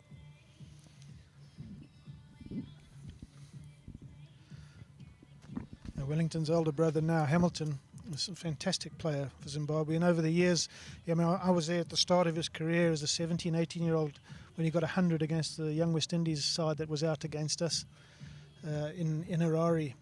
Most magnificent knock. I'm talking about the serious days when they had a very, very strong bowling attack. And over the years has been an outstanding batsman for Zimbabwe, and he's now in the director of cricket role. So you're right, it is a rich heritage he comes from, does Wellington. Well, there you're seeing the pictures around the ground. Lovely atmosphere here in the Grange Cricket Club. Wonderful ground. And probably the only downside is there can't be more here today, but everyone seems to be enjoying themselves. We've done well to not get the rain. Apparently it's bucketed down in Ireland, and it's meant to be coming west, but hopefully not before the end of this match, because it's beautifully poised. We both felt at the halfway stage, both Dave Houghton and myself, that really 136 was never going to be enough. And it still might not be, because again, Scotland are 4 wickets down in around the power play, which has been a disease that has afflicted both teams. Yeah, at this stage, I think today's offering of 30-odd for 3, or 36 for 3, has been the best power play. Misfield from Craig Irvin. You kind of want that fielded. They're the type of little moments, these 1%er moments that we talk about. You save that, your colleague is in behind you giving you a clap on the hand, builds that pressure on the batting unit.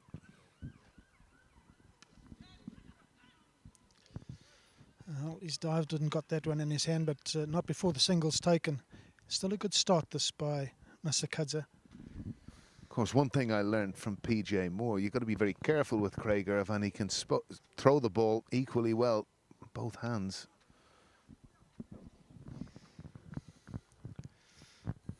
In the end of Masakadze's first over, 30 for 4, Scotland. 7 overs gone.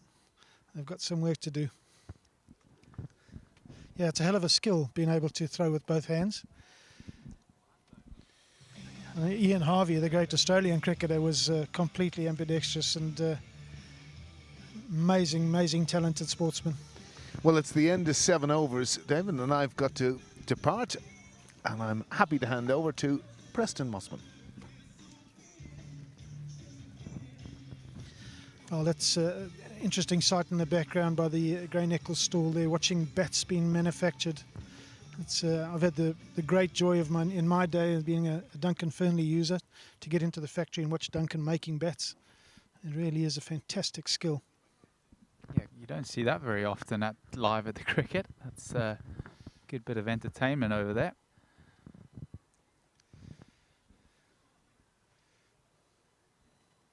Luke Jongwe's second over.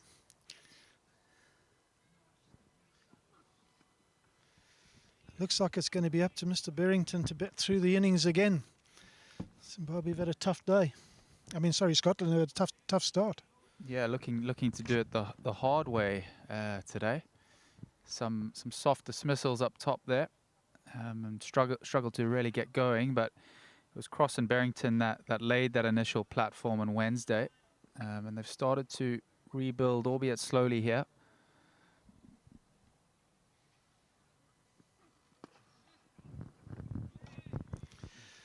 We talked about this a little bit in the first innings when Zimbabwe were batting and had lost early wickets and they were trying to get a partnership going, and we've discussed it, I think, in the first game too.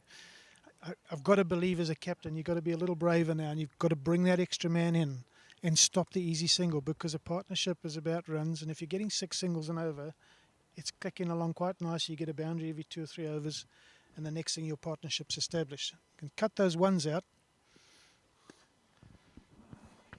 Yeah, and it just allows the Scottish batters to spend a bit of time at the crease, rotate the strike, get a little bit more comfortable and acclimatise to the conditions. So yeah, I fully agree with you. It's certainly worth taking a calculated risk at this stage in the game when they are ahead. It's worth trying to fish for that 5th wicket.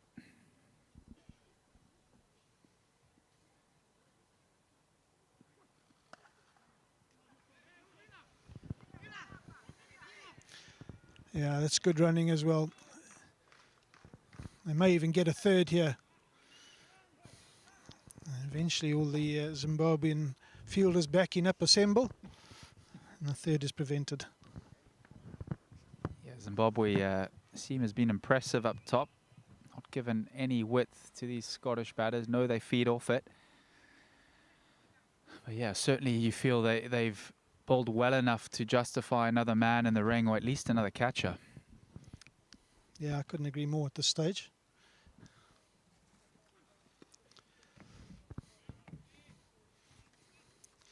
I've always felt if you're captaining a side, you should do to the opposition what you would least like done to yourself, and that put yourself in the position of the batsman. What do you think they're thinking and what are they talking about? And for me, they've got to be meeting every over saying, let's just keep the partnership going, knock it on the ground, try and get 5 or 6 singles and over. So I would want to stop that as the fielding captain. I would think, well, let me make them try and hit a boundary.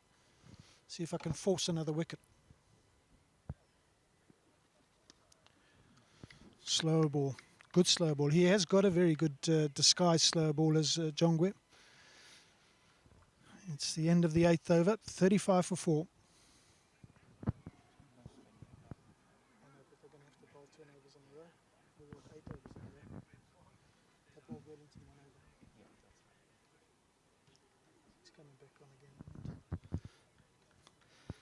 So with 8 overs gone, and Scotland 35 for 4, needing just over 100 in 12 overs, asking rate going up quite quickly. But what they will be thinking, I'm sure, Preston, is that Zimbabwe at some stage have got to bowl another 7 overs of spin. That may be our best chance to get on top. Here's an over from Masakadza. Knocked again down the ground, Berrington. It's another great opportunity for Matthew Cross, though. Batting down at 6. Opens the batting in one-day internationals.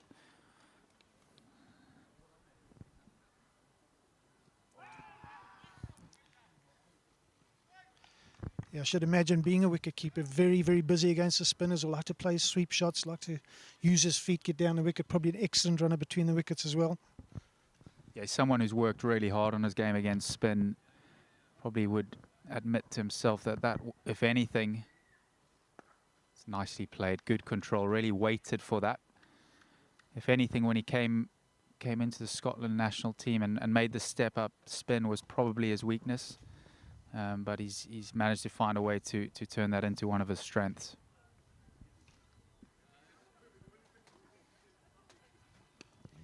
Such a huge part of all the games now. I mean, whatever level you want to play at, but in particular T20 cricket, spin dominates.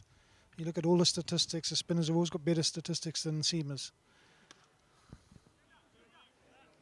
It's well placed by Richie, but he's only going to get one. Yeah, absolutely. It's not a case of just being able to knock the ball around and score at a run a ball. You still got to find a way to get your boundaries and be able to score at 8 and 9 runs and over, which is the challenge. And certainly when you're coming up against better spinners, mystery spinners, that challenge is even more difficult. That's well placed. They'll probably get 2 here. They've found the gap. Great fielding. Good pace to the ball. Certainly feel there's been a notch up in Zimbabwe's standard, particularly the ground fielding so far. I guess they've been lifted by those early wickets. Oh, nothing lifts you more than a couple of great catches, and they really were great catches, those early catches by the Zimbabweans. But I've been saying all along, before they finished batting even, Zimbabweans over the years have much preferred to try and win games from a position where you're in the field and defending. Find it easier than the pressure of having to bat and chase down a target. So I had a feeling, even though I thought they underscored in this game and that 136 was very achievable target for the Scottish batting lineup, it is Zimbabwe's preferred way. Let's get in the field, let's impress in the field. Yeah, and I think I wonder as well, I know we spoke about the pitch early on, and it's now in its second game and 2 days old. We thought it would play a lot better, but it does seem to be slightly tackier than we actually think. That could be close. That could be close. You're sweeping on and across the line, and the ball is straight wicket to wicket. You're taking a very, very big chance.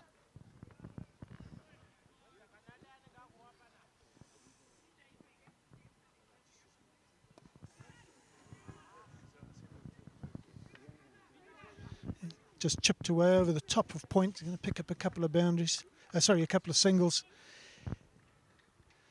Sean Williams is a new bowler coming on from the pavilion end. This is the little period that's going to be crucial for Zimbabwe if they want to win this game.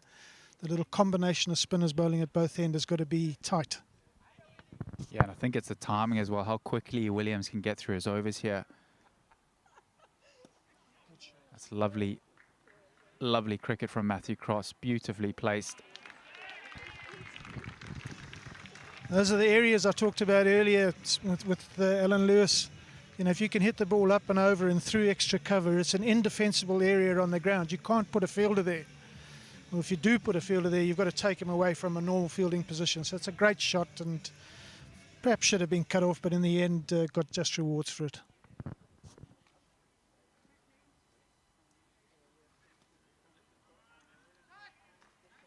Sneak through a single there. Nicely played again, and then that's good variation from Matthew Cross. He's thought about that, gone across to off stump and created that angle to sweep.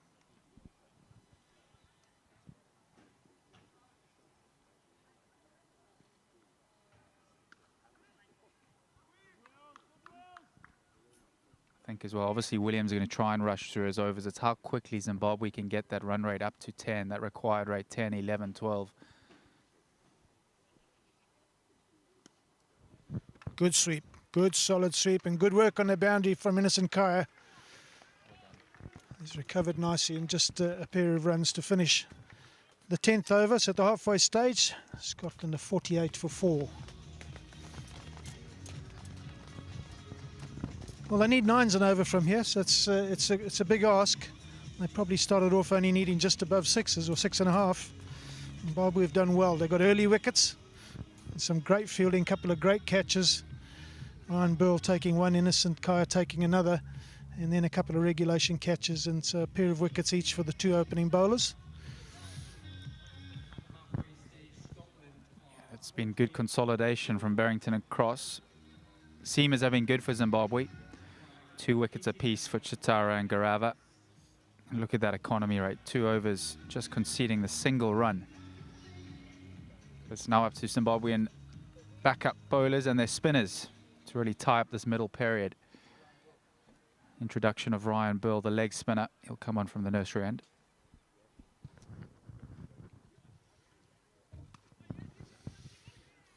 Well, that certainly wasn't going to be a leg spinner. He looked, for all intents, he was going to run up and bowl a leg spinner and bowl a little seam ball. Getting all his variations in straight away.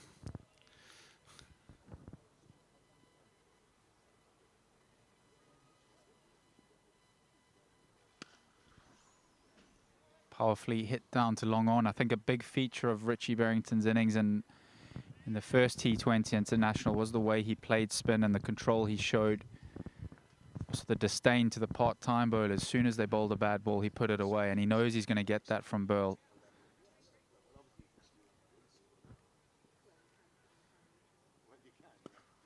Well, that's up in the air. Has it gone all the way? It may well do. It does. It sounded like it was a bit of a top edge, but it sailed over the mid-wicket boundary. Powerful stuff from Matthew Cross. Just a bit too much flight there from Ryan Burl. Allows Cross to really free his arms, and he makes no mistake there. Gets a much-needed maximum for Scotland.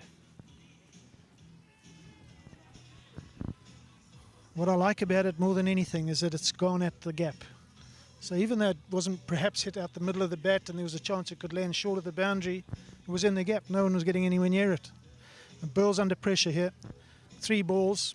He's already conceded the boundary maximum.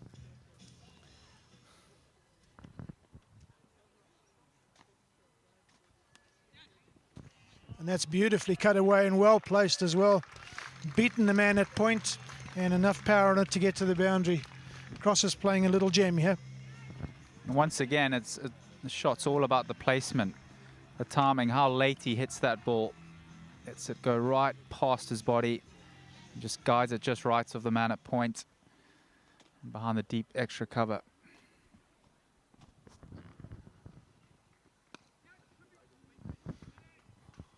There was shouts for 2, but it may not be, just a single.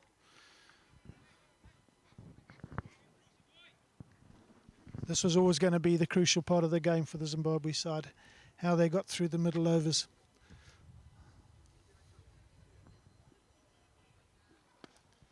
And that may be down mid-off throat or out the ground. It is out the ground again. That's a great shot from Berrington. He was nowhere near the pitch and what looked like the toe end of the bat, but it's travelled all the way over mid-off for 6.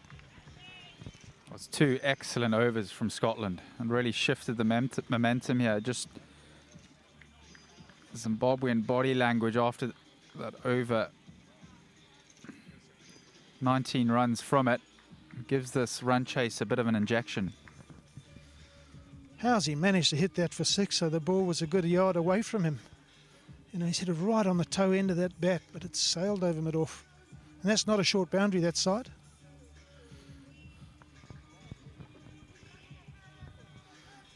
Partnership up over 50 now as well. 51, how quick did that come about? I suppose if you score a 19-run over, it's always likely to move the scoreboard quite quickly.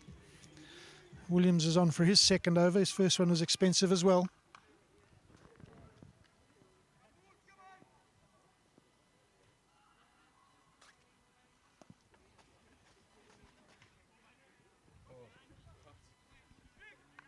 Good control again in the sweep shot from Cross. That's 28 from the last 2 overs. Much needed from a Scottish perspective. And Sean Williams a stick on the brakes here.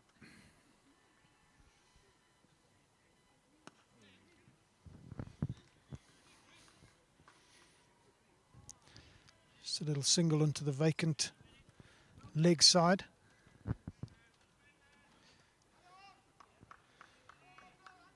I wonder if Zimbabwe can't change the field a little bit, maybe put 5 on the leg side and see if they can cut that single out, take an extra man away from the offside.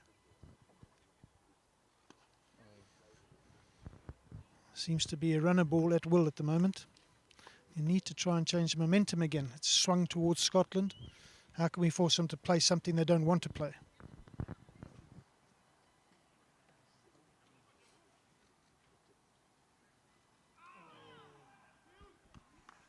Again, very reminiscent to Wednesday, the ebb and flow of this match and the momentum shift.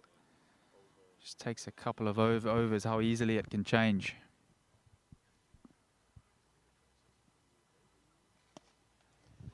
Good strong sweep, found the gap. perfect placement. Hammered away just in front of square. And another boundary. Yeah, Richie Barrington making it look very easy. It's not an easy shot. The ball was bowling wicket to wicket. A great position, head right over the ball. And beautifully put away.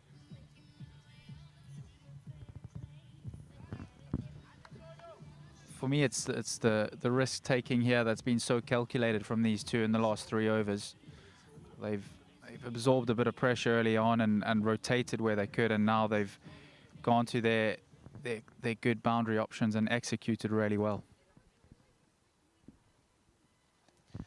And even though they were a few wickets down early, I was saying to Alan Lewis on commentary that you can see the depth of the experience within the Scottish batting lineup. You know, you had Cross coming in and you got Barrington the other end, and you're thinking, well, there's still two very serious batsmen coming out here. Even though you're a few wickets down, once again, get a partnership going back in the prime position. These two have played particularly well. And you could see that they've worked it out. The seamers are going to have to come off at some stage. We're going to get spin both ends. That's what we'll attack. And it's worked out perfectly for them at the moment. 12 gone, 74 for 4.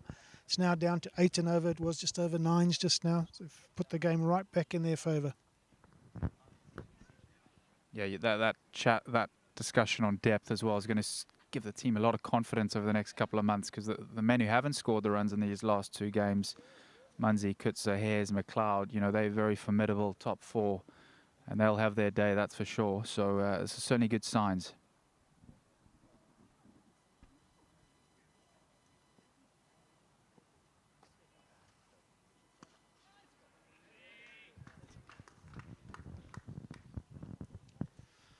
You know, when you go to a World T20 as well, and the standard of the sides you're playing against, there's going to be times when your top order gets blown away as well. And so to have this depth and know that you're still capable of getting targets, getting to scores that you can defend, really good for the confidence. Great bit of fielding off his own bowling from Sakadza. It's the first dot ball in a while as well. So good stuff from Wellington.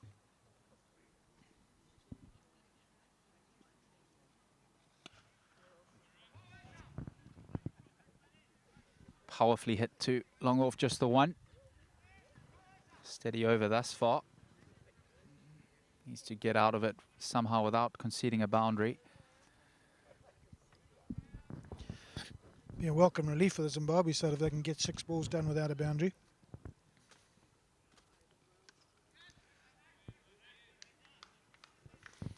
Once again out to the sweeper, straight to him, just for a single.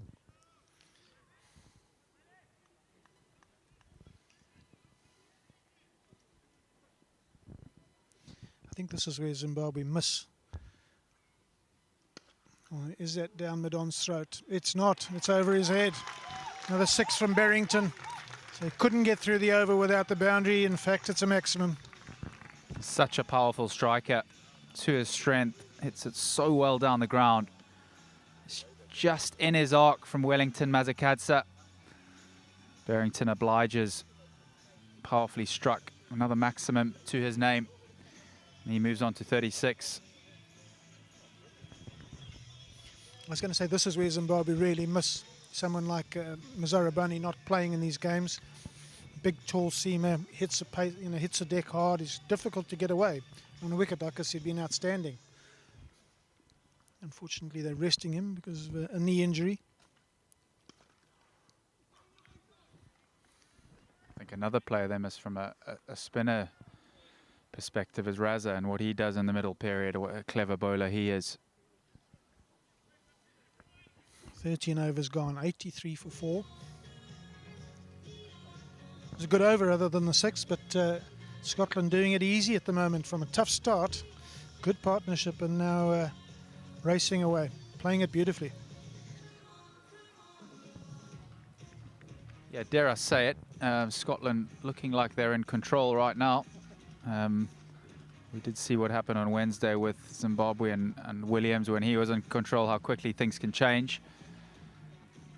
But there is going to be a change now to the Zimbabwe bowling lineup. And Garava will come on from the pavilion end. Well, he had a great start, didn't he, Richard and Garava?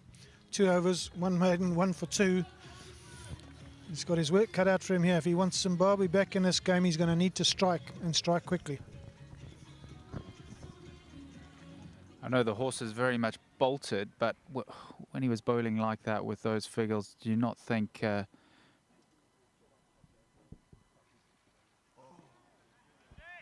Zimbabwe may have missed a trick and just kept him going for another over at least, trying to get that extra breakthrough? Yeah, it's a possibility. I would have actually, from 4 overs out, I think, having got the early wickets, I might have got the spinners on earlier, try and get them out the way, because that was always going to be the crucial part of the game, Zimbabwe's 8 overs of spin. The other way of doing it was to let him keep going and bowl through, but I think they were always scared of having no seam to finish the game with.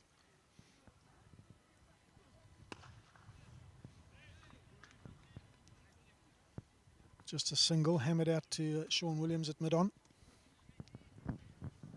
Interesting to see how Scotland go about this over. Obviously, it's been his day thus far. They try and just get out of it without any trouble, take 5 or 6 and move on and target the other end.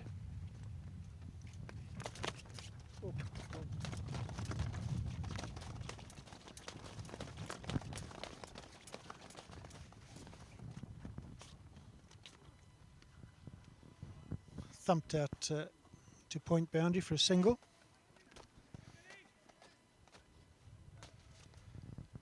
He's looking in a rich vein of form, is Berrington. I know Matthew Cross has played a great little hand here as well, but Berrington's just quietly gone about his business, hit the boundaries when he needed them.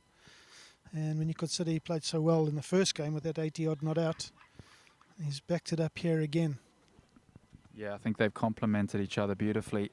Cross has really taken the attack to the Zimbabweans, given Richie the opportunity to just knock it around.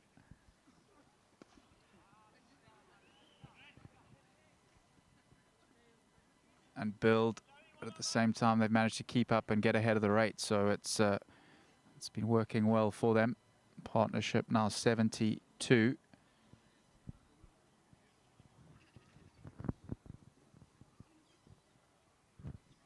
You just wonder where Zimbabwe's get-in is. How do they get themselves back into this game? Who's going to be the Sharif of Scotland on Wednesday?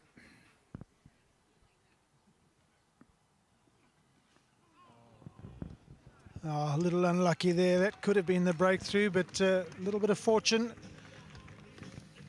favouring Ricky Berrington here. Inside edge, past the leg stump, all the way for another boundary. Yeah, not much you can do about that. He's got away with one.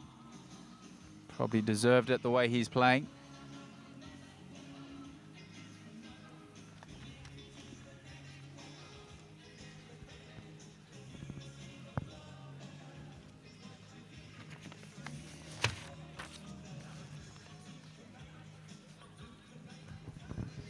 Look a bit down in the field to Zimbabwe. They need to pick themselves up. This game's not done yet.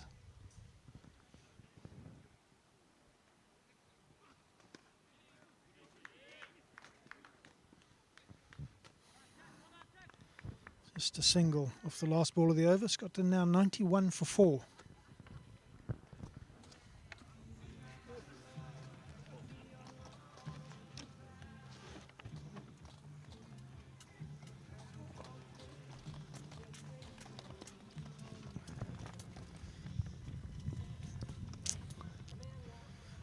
Well, Preston, I left with calmness in the air for Zimbabwe, and the fireworks began. Indeed, it was Ryan Burl's over, unfortunately, that really opened the door and opened the floodgates in terms of that scoring rate. Whether or not that was a planned attack from Scotland, whether they've gone away and thought about Ryan Burl's the man we're going to attack. As soon as he comes on, we're not going to give him anything. Put him under pressure. We know he's a part-time leg spinner. They've got good reward if that was the plan, because they took 19 from his over, and that's really swung the momentum of this game. And that mightn't have gone far enough, and it's the wicket they needed. And Madhurivera accepts it gleefully for some apparent reason, and you can clearly see from the reaction of Richie Berrington there, he kind of half hit that, Preston. Yeah, he'll be disappointed with that. It's just hit the inside of the bat. He knows he had this game in control. And that has just opened the door for Zimbabwe. I don't know if Richie maybe was trying to hit that over the offside and just caught the inside edge. He's obviously not got hold of it. But he's batted beautifully. He's brought Scotland right back into this game. Top knock, he goes for 42 from 42. Fantastic innings by Richie Berrington. And it brings Michael Lees to the crease to join Matthew Cross, who's played a very valuable part in this. He has indeed, and it's a great opportunity for him to take leadership here and see the team home. He's the in man, set man, Michael Lees, the new batter. Powerful batter, didn't quite get going on Wednesday, but know what he is capable of. But certainly up to Matthew Cross to see the team home now. Well, it's amazing the fluctuations that happen in this game of cricket, and the same thing happened on Wednesday. Zimbabwe really in an unassailable position to win the game. What will happen here? Cross wanted two, he's only going to get one. Absolutely, the similar unfolding of scenes here. It was Sean Williams who was the guilty man on Wednesday, gifting his wicket away. So making amends here with the ball, opportunity to bowl Zimbabwe right back into this game. A crucial wicket of Richie Berrington. Game now very evenly poised.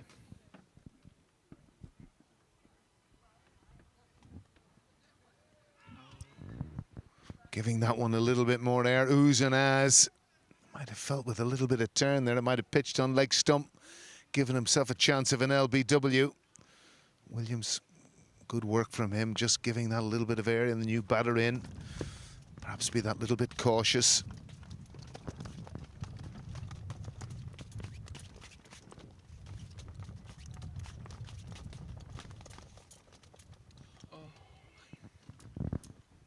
Are you feeling this, Preston, at the moment? A bit of oohs and ahs? It's certainly getting a bit twitchy. It's very nicely poised, I would say. I think the key for Zimbabwe is the boundaries. If they can really drive up the boundaries in the next 5 to 10 balls and squeeze that run rate. That's excellent bowling from Williams again. Just giving that little bit of air, that dip, that little bit of turn. Beautiful work from him as Leesk looks to establish himself in this partnership.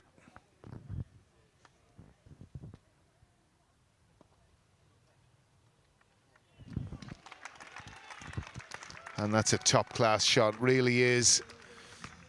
Williams drifting onto leg stump, and Lees executing that sweep shot superbly. Yeah, it is beautifully played. Head in a great position there. But that's what we're talking about. It's the boundary. That's the 6th ball of the over, and Williams knows he can't be doing that, particularly at this stage in the game. Yeah, you've got to try and get out of your over. That last ball of the over, it's so demoralizing when the last ball of the over and what was a very good over goes for 4. But as you say, really now, it's up to Matthew Cross to kind of be the anchor role, and Michael Lees can play with a little bit of freedom as they get close to the end. It's amazing in these types of run chases, you look at, what is it, 8 and over, which really shouldn't be insurmountable, but as you call it there, Preston, clusters of dot balls can do things for you, and if they happen to lose Matthew Cross, who knows, because the pattern of this match is so similar to Wednesday in reverse, really. Yeah, and I think that's where I hope these two are really communicating, and Michael Lees takes the opportunity to really get ahead of the game. He has that ability to hit boundaries from ball one, a rare sort of ability. So if he can really play with freedom here, as he's shown there in that previous over, look for the boundary and allow Matthew Cross to rotate and keep this innings together, they should be home and dry.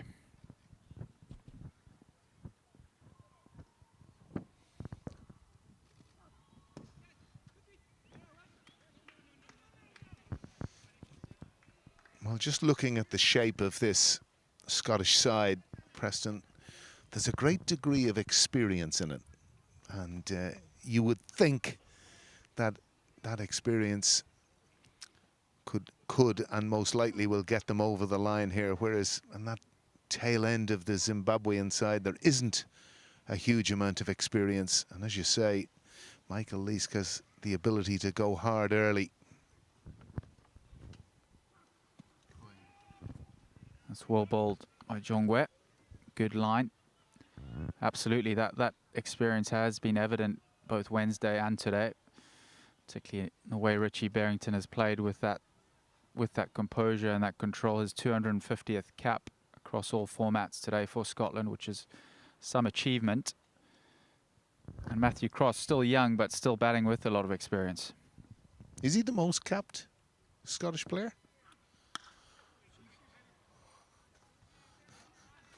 I see, that's what you mean. He is some timer of the ball, and that is evidence of that. Absolutely went like a racer bullet to mid-off.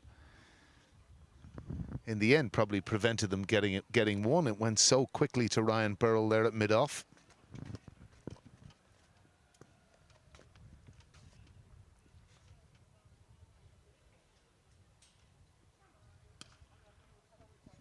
Pulled away. Too deep. Man at Carl, just the one. Good piece of fielding. Excellent piece of fielding from Wesley Mazakadze. I was mentioning earlier with Davy Houghton, he was certainly one of the outstanding fielders throughout the Irish series. Very athletic and gets the ball away quickly, which is precisely what he did there to stall the second run. And this good so far, as you say, from Luke Jongwe.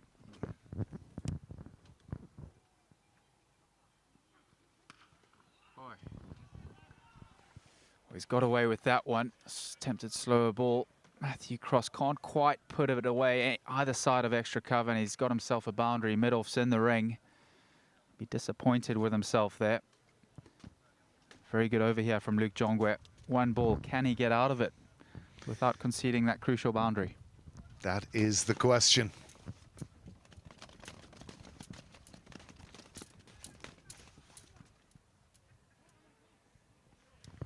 And that's good running from Cross, getting back for two, but Jongwe will be very happy with that over, as the equation with that over quickly goes from 7s to 9s. So still plenty of work to be done, but plenty of balls remaining.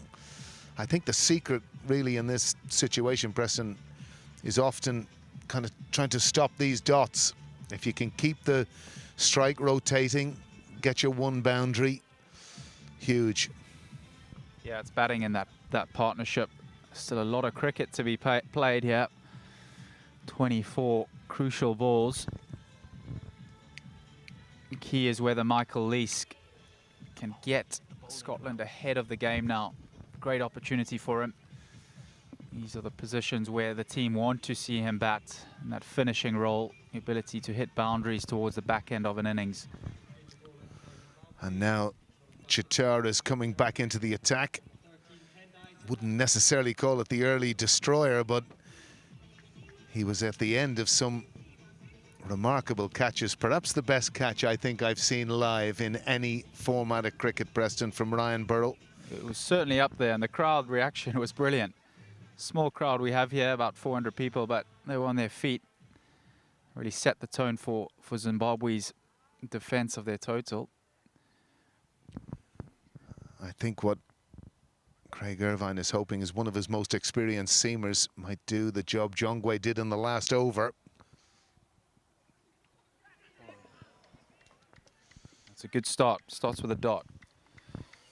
Well, again, he took pace off there, and you could see that ball dying. It was clearly nicked by Leask, but obviously died to the keeper, took it on one bounce, Chabadva. That's a good option to Michael Leask. Obviously, he's coming hard. He wants to feel the ball on the bat. So change of pace, definitely the right thinking.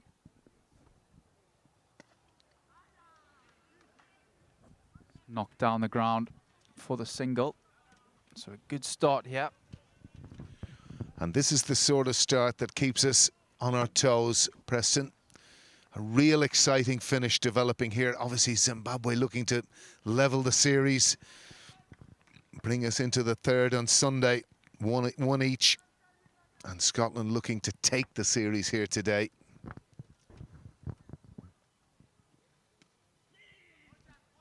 Just a single, nicely played from cross. Be looking for that gap between third man and point. Who knows if he can find that, it's 4. But Chitara will be happy with his 3 balls thus far, yielding just 2 runs for Scotland. Big 3 balls ahead. Well, the secret has been with those 3 balls, he's taken pace off.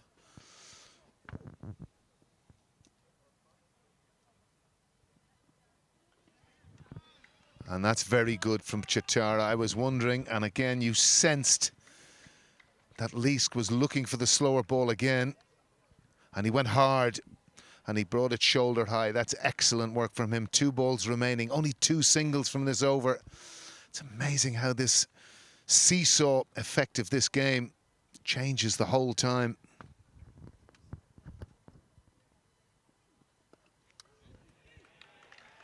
There is that crucial boundary for Scotland. Michael Leask goes deep in his crease here. Creates that angle, gets low on the back knee.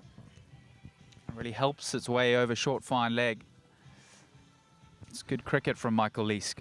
Yeah, very good cricket. Probably disappointment from Chitara. Wasn't the greatest of deliveries. It was kind of helped on its way by Leask. And he found the right area, which was key.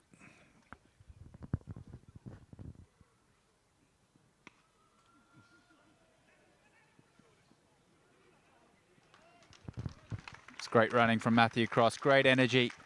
They pick up the second, and in the end, it's an okay over for Scotland. Yeah, perhaps Chitara a little bit unlucky. He toe-ended that, which took the pace off it, and they immediately saw that it was going to yield to, and it was relatively easy at the end. So that's Chitara finished. And when you kind of look at things here at the moment, there's one, obviously, Ngarava was fantastic. What do you do now, Preston? Surely you've got to gamble if you're Zimbabwe at this point and maybe rely on Williams to perhaps bowl the last over, because if they do it the other way around, it might be over before the last over. Yeah, they got to go Ngarava now and try and get a breakthrough. If they can get Matthew Cross, that's the key. Looks like they will go. Oh, there's a big discussion out there. Ngarava and Njongwe.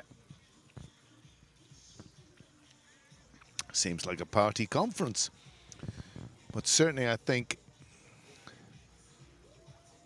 if it were me, and obviously they're not going to do it if it were me, but I would have been looking maybe for Ngarava to bowl this over and look to force the wicket, Preston. I think he wanted it. He was ready to hand his cap over. But the captain's decided against it. It will be Njongwe, who has been pretty impressive today. It's a big over. Can he keep Zimbabwe in the game here? Ideally a wicket, maybe 2.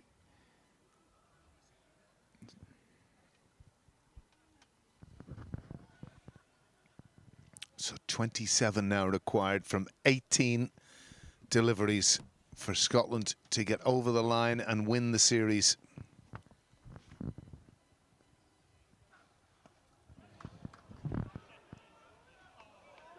Oh, and he's held it. There was a bobble, and again, it's one of the things in this ground, Preston, we can't actually see because of the oval in the ground, but he's held on to it. Well, in the end, he's done superbly to hang on to this. I think there's a bobble, and he's caught it in his knees. Well, look at that. A wry smile there. And that's quite reminiscent of Wednesday. Safi and Sharif taking the catch that changed the game. The deep square leg boundary, the exact same spot. Well, it's such a period of disappointment. You've done all the hard work, Matthew Cross. You're 42 from 34. You're going to take your side over the line, and you can just feel and sense his disappointment. Yeah, he's very disappointed there. Had the opportunity to see the game home. It's a good knock in the end from Matthew Cross.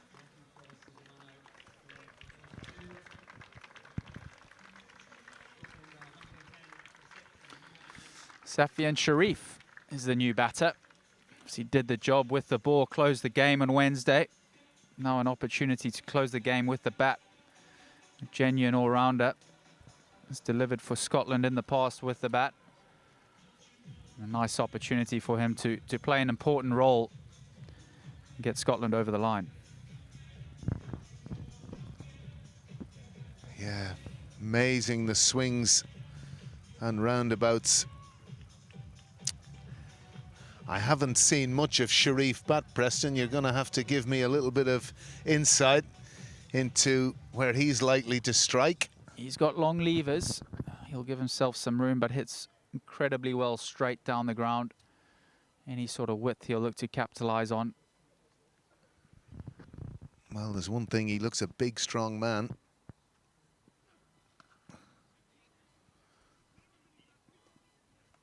Did a great job for Scotland with the ball earlier on. And the question is, can himself and Michael Leask get Scotland over the line? Yeah, you wonder what the plan is out there with Leask and Sharif. Who's going to take control here? Who's going to try and hit the boundary? I think they both need to at this stage of the game. From ball one for Sharif, he's capable of that.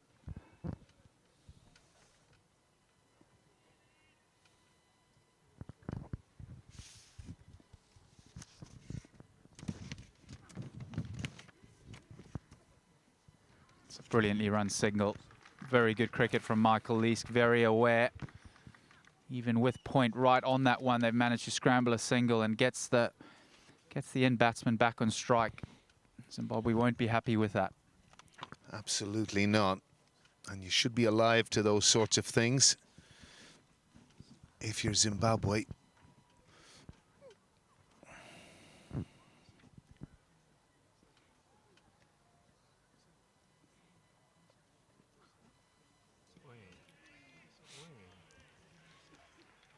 And that's not what you need at this stage. Wide delivery, extra ball, extra run.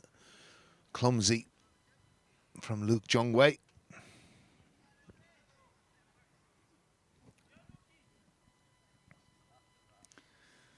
Michael Leask looks pumped up for the occasion here. Knows he's got a job to do. Utter focus.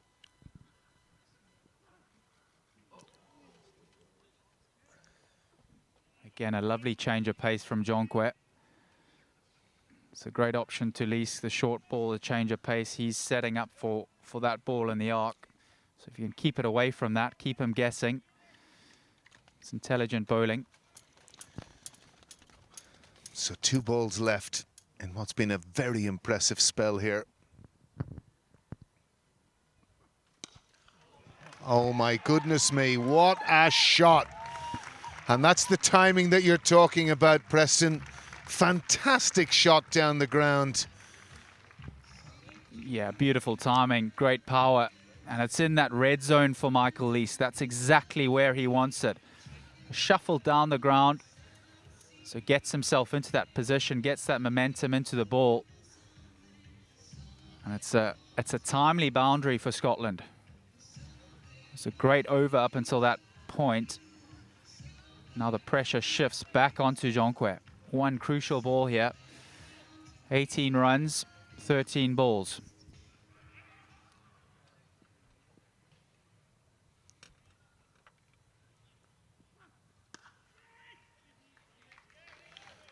As you say, what I've noticed, just that sense of natural timing.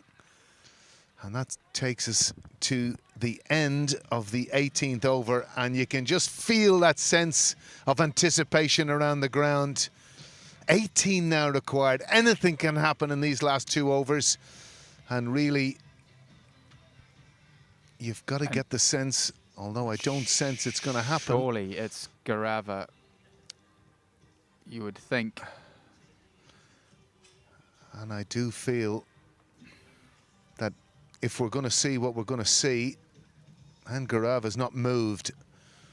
He's bowled Chitara's 3 overs, 2 for 9. He has to be the man to bowl this over to make sure it goes to that 20th over. Well, it's a common theme. Because, It's a common theme, isn't it, in cricket, Preston? Don't leave it to the last over. well, exactly. Michael Leask, if he gets the chance, he'll try and finish it this over, and rightly so. I think Gervin has to go to Garava. He's taken it off his jumper. He wants the ball in his hand. He's bowled 3 overs, 2 for 9. He's been superb today. Well, if I was Garava, I'd be chomping at the bit. I'd be rushing down there and saying, Skipper, give me the ball. And I think perhaps, and again, possibly, I don't know whether you saw the Irish series, but the Irish series, but on 2 occasions, Garava defended 7 off the last over to win the game. So perhaps that was in their minds. But I think the right decision has been taken here. I think absolutely the right decision. Key now is to stay out of Michael Leask's red zone. He's shown he's in the zone right now, striking the ball beautifully. He's 21 or 15, timing the ball. But Garava himself having a good day, 3 overs, 2 for 9, and the chance to keep Zimbabwe in the game and ahead of the game.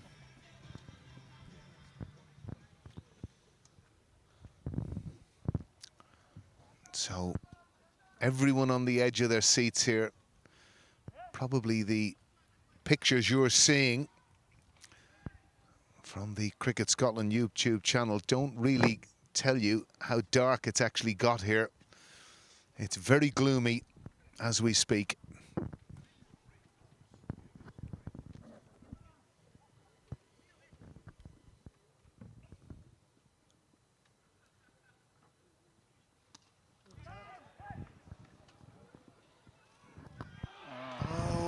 He's dropped it, and extraordinarily, having taken some absolute belters.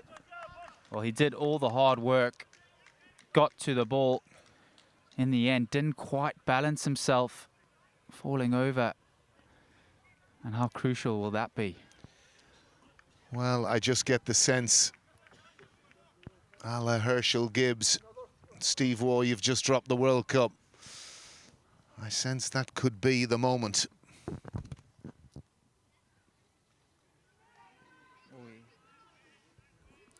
It's a good ball from Garava, just following Michael Leask there. You're living every ball here, Preston. Yeah, this is a great finish. Just what we wanted again after Wednesday. It's certainly on a knife edge here. Still could go either way. We can smile about it here. You're on the edge of your seat. This is great stuff. Fantastic stuff. Michael Leask needs to keep his composure here. Nice and still, solid base.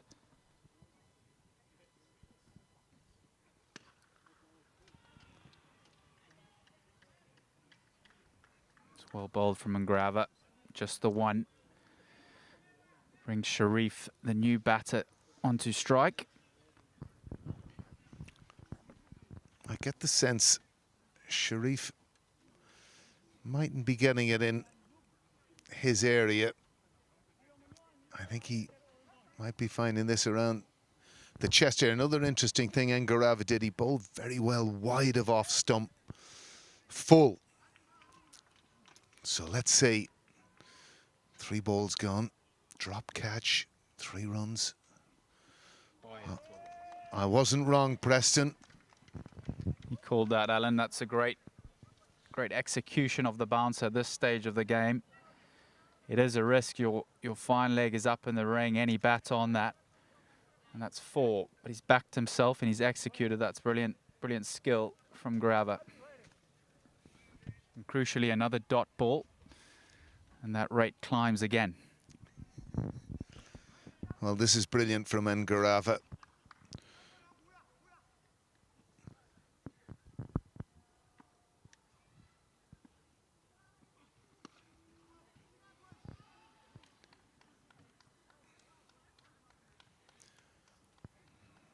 Now, Preston, you're Michael Leask. Do you say, one, I want to get down to the other end, or do you say to yourself, no, I need to get this over the ropes? I think whatever I say here, Michael's going to do the opposite, but Michael Leask is someone who deals in boundaries, and this stage of the game, a 4 or a 6, really gives them a chance, a better chance in that final over, so I think he's got to go for it. He's hitting the ball beautifully. Fine leg goes back. We see another bouncer here. Mid-off is in the ring. Or he sends him back, and deep cover comes up into the ring. So we got short third man, point, cover, and extra cover. So it's everyone back on the leg side.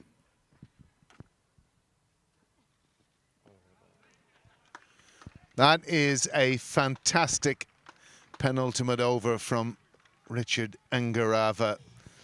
And he's following on with the rich vein of form. He's been the standout bowler for Zimbabwe over this short tour.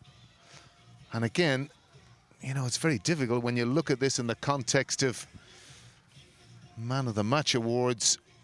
I'll see Davey Houghton scampering for his pen. I'll be very interested to see what he's got to say for himself. That's could that be an over too soon there? It's a superb spell of bowling from Ngarava. 4 overs, 2 key wickets up top, 13 runs, and really given Zimbabwe a fighting chance here. 13 runs now required in the final over. Well, the confidence continues for Zimbabwe. Captain Mazakadze looks to be the man that's going to have to do the job. I wondered, would they turn to Sean Williams? Of course, the man who, in a sense, got Zimbabwe to the total that they got to.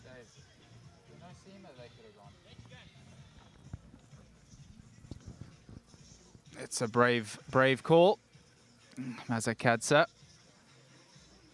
Always dangerous bowling spin in the final over of a T20. Well, even with 13 required, Preston, I sense for Zimbabwe to win this game, they're going to need a wicket. I just think if Michael Leask gets down that other end, he's going to be hitting to the shorter side of the ground, both straight and over cow. That really, it's going to be a big task, this, for Wesley Wellington Mazakadze.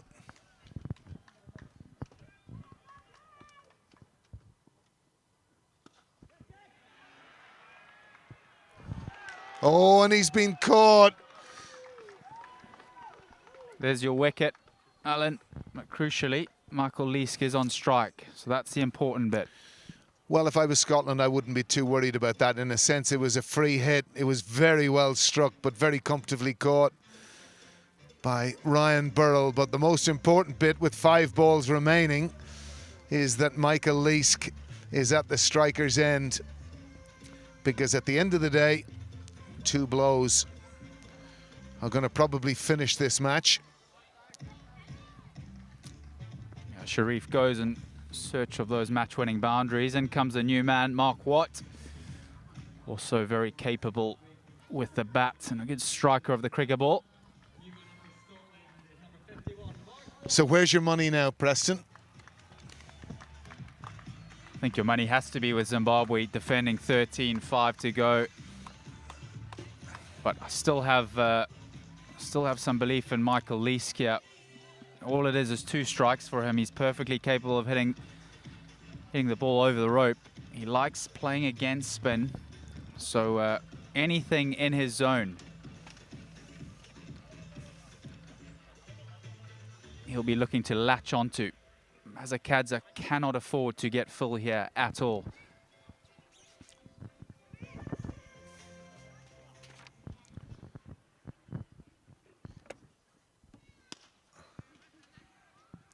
He has to challenge, come back for 2. Yes, he is.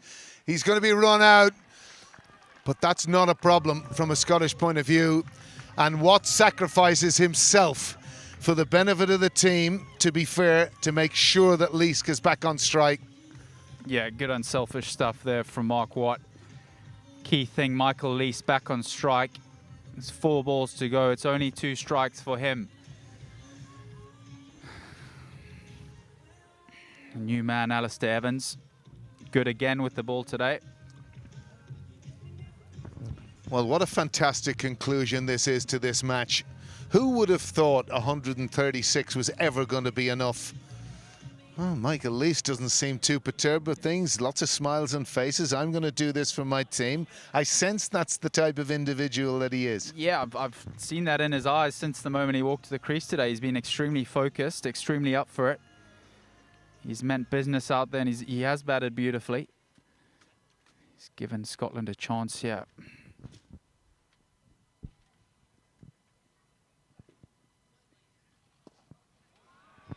And this could be out. And just in front of us, indeed it is. Sean Williams takes the catch. Wonderful catch in the end, because not just the catch itself, the pressure he was under to take it, steadied himself. Yeah, Michael Leask wasn't sure if he had enough, but Williams had quite a bit of work to do there, quite a bit of ground to cover, and then makes no mistake diving over those practice pitches. And there they are, the Zimbabwean supporters can't believe their eyes. Wellington Mazakadze's having the last over of his life, but I think, to be perfectly frank with you, it's been held together by Ngarava bowling that unbelievable penultimate over. Yeah, he needed to do a job for a skipper, and he absolutely had done that. Set it up for Mazakadze here. Mazakadze's held his nerve in this 20th over. 2 crucial wickets. And who would have thought 5 overs ago that we'd be in this position? Scotland looking like they were absolutely cruising the chase, as were Zimbabwe on Wednesday. Absorbing cricket.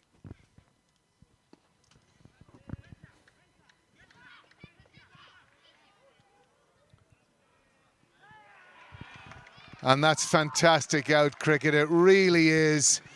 Not just to get to the ball quickly, but to get it in with that level of accuracy. And you can see what it means to Zimbabwe here. They are jumping for joy. Even Sean Williams, normally a most passive type individuals in there. All hugs and kisses for Zimbabwe. What a fantastic effort that is. Defending 135 on a small ground here, decent wicket. Scotland absolutely cruising the game up until 5 overs ago. And 4 wickets in that final over from Mazakadze. 2 run-outs and 2 wickets for him. Well, a tremendous effort, it has to be said, from Zimbabwe. They're out cricket today, apart from one crucial, which we thought was going to be crucial, drop catch. Were outstanding in the field. An unbelievable catch from Ryan Burrell early on, but Scotland will be desperately disappointed. And the pattern that the game took, Preston, is in reverse of Wednesday. It's remarkable. Certainly is uncanny. But how that sets up this series for Sunday, if you're a cricket fan, 1-1.